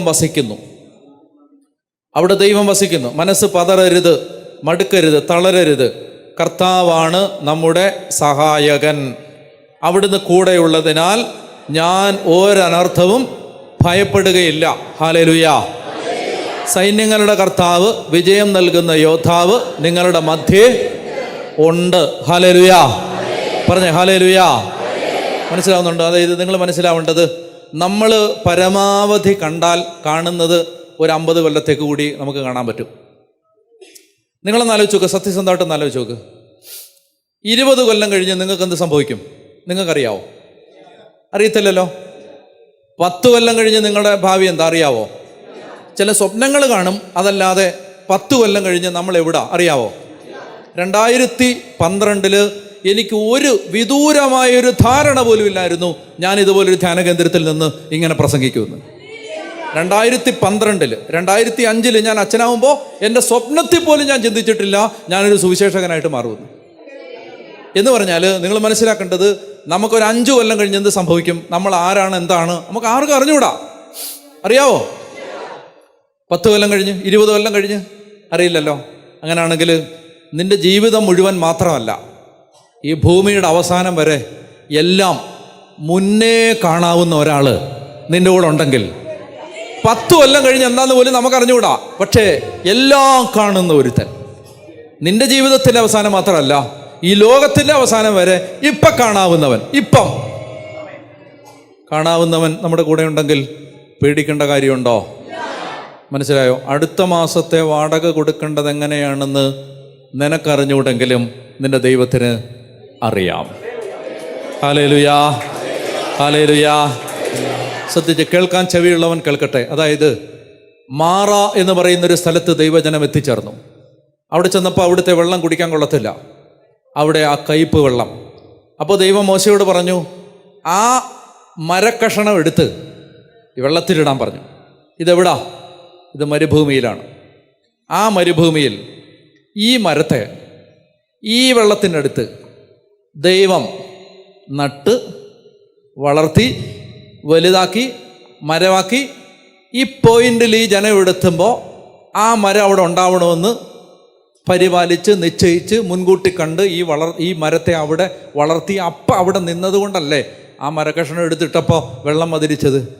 അതായത് ഈ ജനം വരുന്നതിന് എത്രയോ കൊല്ലം മുമ്പ് ഈ മരത്തെ വളർത്താൻ തുടങ്ങിയതാ ദൈവം. എന്തിനു വേണ്ടിയാ? ഒരു ജനം വരാൻ പോവാണ്, ആ ജനത്തിന് വെള്ളം കയ്പുള്ളതാണ്, ആ വെള്ളം മധുരിക്കണമെങ്കിൽ ഈ തടി കഷണം അതിനകത്ത് ഇടണമെന്ന് വിചാരിച്ച് അപ്പോൾ ഉണ്ടാക്കിയൊരു തടിയല്ല, ഈ മരത്തെ അവിടെ വളർത്തിയതാണ്. ഞാൻ പറയുന്നത്, നിന്റെ പ്രശ്നങ്ങൾക്ക് പരിഹാരം പ്രശ്നം ഉണ്ടാവുന്നതിന് മുമ്പേ മറുവശത്ത് എവിടെയോ റെഡിയാക്കി ദൈവം വെച്ചിട്ടാണ് ദൈവം പറയുന്നത്. അതായത് നിങ്ങൾക്ക് യാതൊരു സംശയവും വേണ്ട, യാതൊരു സംശയവും വേണ്ട, യാതൊരു സംശയവും. അതായത് ഒന്നിനെക്കുറിച്ചും നമ്മൾ ആകുലപ്പെടേണ്ട കാര്യമില്ല, ഒന്നിനെക്കുറിച്ചും ആകുലപ്പെടേണ്ട കാര്യമില്ല. ഒന്നിനെക്കുറിച്ചും വലിയ സ്വപ്നങ്ങൾ കണ്ടുകൊള്ളുക, വലിയ സ്വപ്നങ്ങൾ കണ്ടുകൊള്ളുക. ദൈവം തരുന്ന എല്ലാ സ്വപ്നങ്ങൾക്കും യേസ് പറഞ്ഞുകൊള്ളുക, ആമേൻ പറഞ്ഞുകൊള്ളുക. കാരണം എന്താണെന്നറിയാമോ? എല്ലാം അതായത് നമ്മൾ ദൈവത്തെ അത്ര നിസ്സാരമായിട്ട് കാണരുത്. ഒരു കാര്യം നിങ്ങൾ ഓർത്തോണം, നമ്മുടെ എല്ലാ വഴികളും അവസാനിച്ചു എന്ന് തോന്നുന്ന ഒരിടം വരെ ചിലപ്പോൾ നമ്മളെ എത്തിച്ചിട്ടേ പൊക്കത്തുള്ളൂ. അത് നിങ്ങളെപ്പോഴും, അത് നിങ്ങളുടെ മനസ്സിൽ എപ്പോഴും വെച്ചോണം. എന്തെന്നറിയാമോ? അതായത് ഇനി മരണമല്ലാതെ വേറൊരു വഴിയില്ല എന്ന് തോന്നുന്ന ഒരു പോയിന്റ് വരെ ചിലപ്പോൾ ജീവിതം പോവും. തോറ്റുപോകരുത്. നിങ്ങൾ ചിരിച്ചോണ്ട് പറയണം, ഇതിനപ്പുറത്ത് മനോഹരമായൊരു വഴി എൻ്റെ അപ്പൻ എനിക്ക് വേണ്ടി തയ്യാറാക്കി വെച്ചിട്ടുണ്ട്. ഇതിനേക്കാൾ മെച്ചപ്പെട്ട, അതായത് നിങ്ങൾ ഒരിക്കലും, അതായത് ബൈബിൾ പറയാണ്, കഴിഞ്ഞ തലമുറകളെ നോക്ക്, ദൈവത്തെ ആശ്രയിച്ചിട്ട് ആരാണ് ഭഗ്നാശരായത്? ആരാണ് നശിച്ചു പോയത്? ദൈവത്തെ അന്വേഷിച്ചിട്ട് ആര് നശിപ്പിട്ടില്ല. അതുകൊണ്ട് ഞാൻ പറയുകയാണ്, ഇവിടെ മനസ്സുമെടുത്ത് എനിക്ക് ഇനി ആത്മഹത്യയുള്ള വഴി, എൻ്റെ ഈ 10 കോടിയുടെ കടം ഞാൻ എങ്ങനെ വിട്ടും, 50 കോടിയുടെ കടം ഞാൻ എങ്ങനെ വിട്ടും? 50 കോടി നിനക്കേ തന്നവൻ, 10 കോടി നിനക്ക് തന്നവൻ, അതിനേക്കാളും ഒക്കെ നിനക്ക്. അതായത് എനിക്ക് ഇത്രയും കാലം കൊണ്ട് എനിക്ക് മനസ്സിലായ ഒരു കാര്യം, മനസ്സിലായോ? അതായത് ഞാൻ നിങ്ങളോട് പറയട്ടെ, ഞാൻ സത്യമായിട്ട് ഞാൻ നിങ്ങളോട് പറയുന്നു. ഞാൻ പിതാവിനോട്, അഭിയുന്ന പിതാവിനോട് സംസാരിച്ചപ്പോൾ ഞാൻ പിതാവിനോട് പറഞ്ഞു, പിതാവേ, ഞാൻ കണക്കൊന്നും ഞാൻ പറയുന്നില്ല, കാരണം സാമ്പത്തിക കണക്കുകൾ നിങ്ങളോട് ഞാൻ പറയുന്നു, ഇൻഡയറക്റ്റായിട്ട് പോലും നിങ്ങൾ അറിയണ്ട, അതുകൊണ്ടാണ് ഞാൻ പറയാത്തത്. ഞാൻ പറഞ്ഞു, പിതാവേ, ബൈബിൾ കോളേജിൻ്റെ കാര്യങ്ങൾ പിതാവ് ആശീർവാദം തന്ന് പ്രാർത്ഥിച്ച് നമ്മൾ മുന്നോട്ട് കൊണ്ടുപോവാണ്, അതിന് ഇത്ര കോടി രൂപയാവും. എന്നോട് അദ്ദേഹം ചോദിച്ചു, അച്ഛാ, അത്രയും പണം നമ്മളെ കൊണ്ട് പറ്റുമോ? അപ്പോൾ എന്നോട് ഒന്നുകൂടെ ചോദിച്ചു, വല്ലവരും തരാമെന്ന് പറഞ്ഞോ? ഞാൻ പറഞ്ഞു, സത്യമായി ഞാൻ പറയുന്നു, ഒരാൾ പോലും എൻ്റെ മനസ്സിലില്ല, ഒരാൾ പോലും ഇല്ല. പക്ഷെ എനിക്കൊരു കാര്യം ഉറപ്പാണ്, അത് ദൈവം വിചാരിച്ചതാണെങ്കിൽ അത് തീർന്നിരിക്കും. അപ്പോൾ ഒരു ചോദ്യം വരും, ആര് സഹായിക്കും? മനസ്സിലായോ? ആര് സഹായിക്കും? ഇതിൻ്റെ പേരിൽ ലോകത്ത് ഒരു പണപ്പിരിവും ഒരു രാജ്യത്തും ആരും നടത്തില്ല, ഇല്ല. പക്ഷെ എനിക്കൊരു കാര്യം ഉറപ്പാണ്, അത് ദൈവത്തിൻ്റെ കയ്യിൽ അതിനുള്ള വകുപ്പ് ഉണ്ടാക്കി വെച്ചിട്ടാണ് കുറേ പാവപ്പെട്ട മനുഷ്യരുടെ തലയിൽ അങ്ങനെ ആഗ്രഹം തന്നിരിക്കുന്നത്. റിസോഴ്സ് എല്ലാം റെഡിയാക്കി വെച്ചിട്ടുണ്ട്. നമ്മൾ പരിപാടി തുടങ്ങിയാൽ മതി, അത് നടക്കും. പറഞ്ഞ ഹല്ലേലൂയാ. മനസ്സിലാവുന്നുണ്ടോ? അതുകൊണ്ട് നിങ്ങൾ മനസ്സിലാക്കിയിരിക്കുക. ഞാൻ പറയുകയാണ്, നിങ്ങൾ വീടില്ലാത്ത ഒരാളുണ്ടെങ്കിൽ, ഇനി ദൈവം പണമെല്ലാം തന്നിട്ട് വീട് വെക്കാൻ നിങ്ങൾ വിചാരിച്ചിരിക്കരുത്. ഒറ്റ കണ്ടീഷനേ ഉള്ളൂ, നിങ്ങളെ കൊണ്ട് താങ്ങാൻ പറ്റാത്തൊരു വീടിൻ്റെ പ്ലാൻ ഉണ്ടാക്കരുത്. നിങ്ങളെക്കൊണ്ട് നിങ്ങളെ കൊക്കിൽ ഒതുങ്ങുന്നു നിങ്ങൾ വിചാരിക്കുന്ന ഒരു പ്ലാൻ ഉണ്ടാക്കുക. നിങ്ങളെക്കൊണ്ട് ചെയ്യാൻ പറ്റുമെന്ന് വിചാരിക്കുന്ന, നിങ്ങൾക്ക് കോൺഫിഡൻസ് ഉള്ളൊരു പ്ലാൻ ഉണ്ടാക്കുക. അതിനപ്പുറത്ത് നിങ്ങൾ ഉണ്ടാക്കരുത്. അത് നിങ്ങൾക്ക് ഒരു നിവൃത്തിയില്ലെങ്കിൽ നിങ്ങൾ എന്ത് ചെയ്യുക? അത്യാവശ്യം നിങ്ങൾക്ക് നനയാതെ കിടക്കാൻ പറ്റുന്ന ഒരു ചെറിയ വീടുണ്ടാക്കുക. ഇപ്പം പണം ഉണ്ടാകുമ്പോൾ വലിയ വീടുണ്ടാക്കാം. എന്നിട്ട് ഞാൻ പറയുകയാണ്, കല്ലിട്ട് പണി തുടങ്ങിക്കൊള്ളുക. എന്നോട് ഞാൻ കഴിഞ്ഞ ദിവസം ഒരു വീടിൻ്റെ കല്ലിടാൻ പോയി. അപ്പോൾ അവരെന്നോട് പറഞ്ഞു വീടിൻ്റെ പണി നടക്കുന്നില്ല. ഞാൻ പറഞ്ഞു എന്ത് ചെയ്യണമെന്നറിയാമോ? വീടിൻ്റെ പാല് കാച്ചിൻ്റെ ഡേറ്റ് തീരുമാനിച്ചോളുക. എന്നാണ് നിങ്ങൾക്ക് വീട് പാല് കാച്ചേണ്ടത്? ഡേറ്റ് തീരുമാനിച്ചോളുക. ഡേറ്റ് തീരുമാനിച്ചിട്ട് ഇന്ന് മുതൽ ആ തറയിൽ നിന്ന് ഒരു കൊന്ത ചൊല്ലിക്കൊള്ളുക. എല്ലാ ദിവസവും നിങ്ങൾ തീരുമാനിച്ച് ഇപ്പം കുറിക്കുന്ന ഡേറ്റിൽ നിങ്ങളുടെ വീടിൻ്റെ പാല് കാച്ച് നടത്തിയിരിക്കും. ഇതൊന്നും വലിയ ആന കയറാൻ മലയൊന്നുമല്ല. ഇത് വലിയ ബാലി കയറാൻ മലയല്ല. ഇത് കീറാമുട്ടിയല്ല. ഇതൊന്നും ഭയങ്കര പ്രശ്നം. ഇത്രയേ ഉള്ളൂ. നിൻ്റെ ദൈവത്തെ നിനക്ക് വിശ്വസിക്കാവോ? ട്രസ്റ്റ് ചെയ്യാവോ? ദൈവത്തിൻ്റെ മുമ്പിൽ വഴികളുണ്ട്. ചെറുപ്പക്കാരാ, നിൻ്റെ മനസ്സ് മടുക്കല്ലേ. നിനക്ക് നല്ല വഴി ദൈവം ഒരുക്കി വെച്ചിട്ടുണ്ട്. ഒറ്റ കണ്ടീഷൻ ഒത്തിരി ഉള്ളൂ. നീ ബാക്കിയെല്ലാം വിട്. ദൈവത്തിൽ ആശ്രയം വെക്ക്. ദൈവത്തെ പിടിക്ക്. കർത്താവിനെ ആരാധിക്ക്. 10 പേരുടെ മുമ്പിൽ നിന്ന് യേശുവാണ് എൻ്റെ ദൈവം എന്ന് നീ പറ. നിന്നെ പൊക്കിയെടുത്തോളും ദൈവം. പറഞ്ഞ ഹല്ലേലൂയ. അതുകൊണ്ട് എൻ്റെ പ്രിയപ്പെട്ട സഹോദര സഹോദരി, ഈ സമയത്ത് കർത്താവ് പറയാണ്, സുനിശ്ചിതമായ പാറ, സുനിശ്ചിതമായ ബലം. മനസ്സ് മടുത്ത് പോകരുത്. ദൈവത്തിന് നമ്മളെ കൊണ്ട് ഒരുപാട് കാര്യങ്ങൾ ഈ ലോകത്ത് ചെയ്യിക്കാനുണ്ട്. ഒറ്റ കാര്യമുള്ളൂ, മനസ്സ് മടുക്കാതെ കർത്താവിൻ്റെ മുമ്പിൽ പതറാതെ നിൽക്കണം. നിരാശപ്പെടുത്തുന്ന അനുഭവങ്ങൾ വരുമ്പോഴും തോറ്റു പോകരുത്. പതറാതെ നിൽക്കണം. കാരണം എല്ലാത്തിൻ്റെ അവസാനം കണ്ട ഒരുത്തനാണ് ഇവിടെ നിൽക്കുന്നത്. അവനാ പറയുന്നത് സമാധാനമായിട്ടിരിക്കാൻ. ടെൻഷൻ അടിക്കാതെ.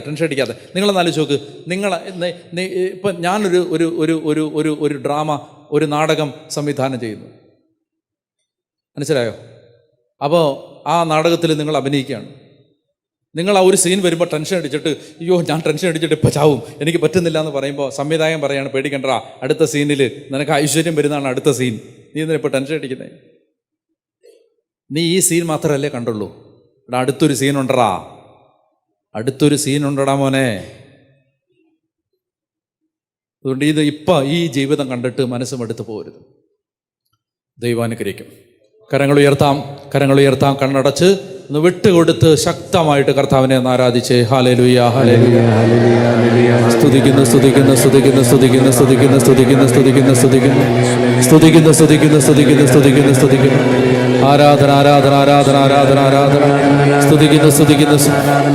ഹല്ലേലൂയ ഹല്ലേലൂയ ഹല്ലേലൂയ ഹല്ലേലൂയ ഹല്ലേലൂയ. യേശുവേ സ്തുതിക്കുന്നു യേശുവേ സ്തുതിക്കുന്നു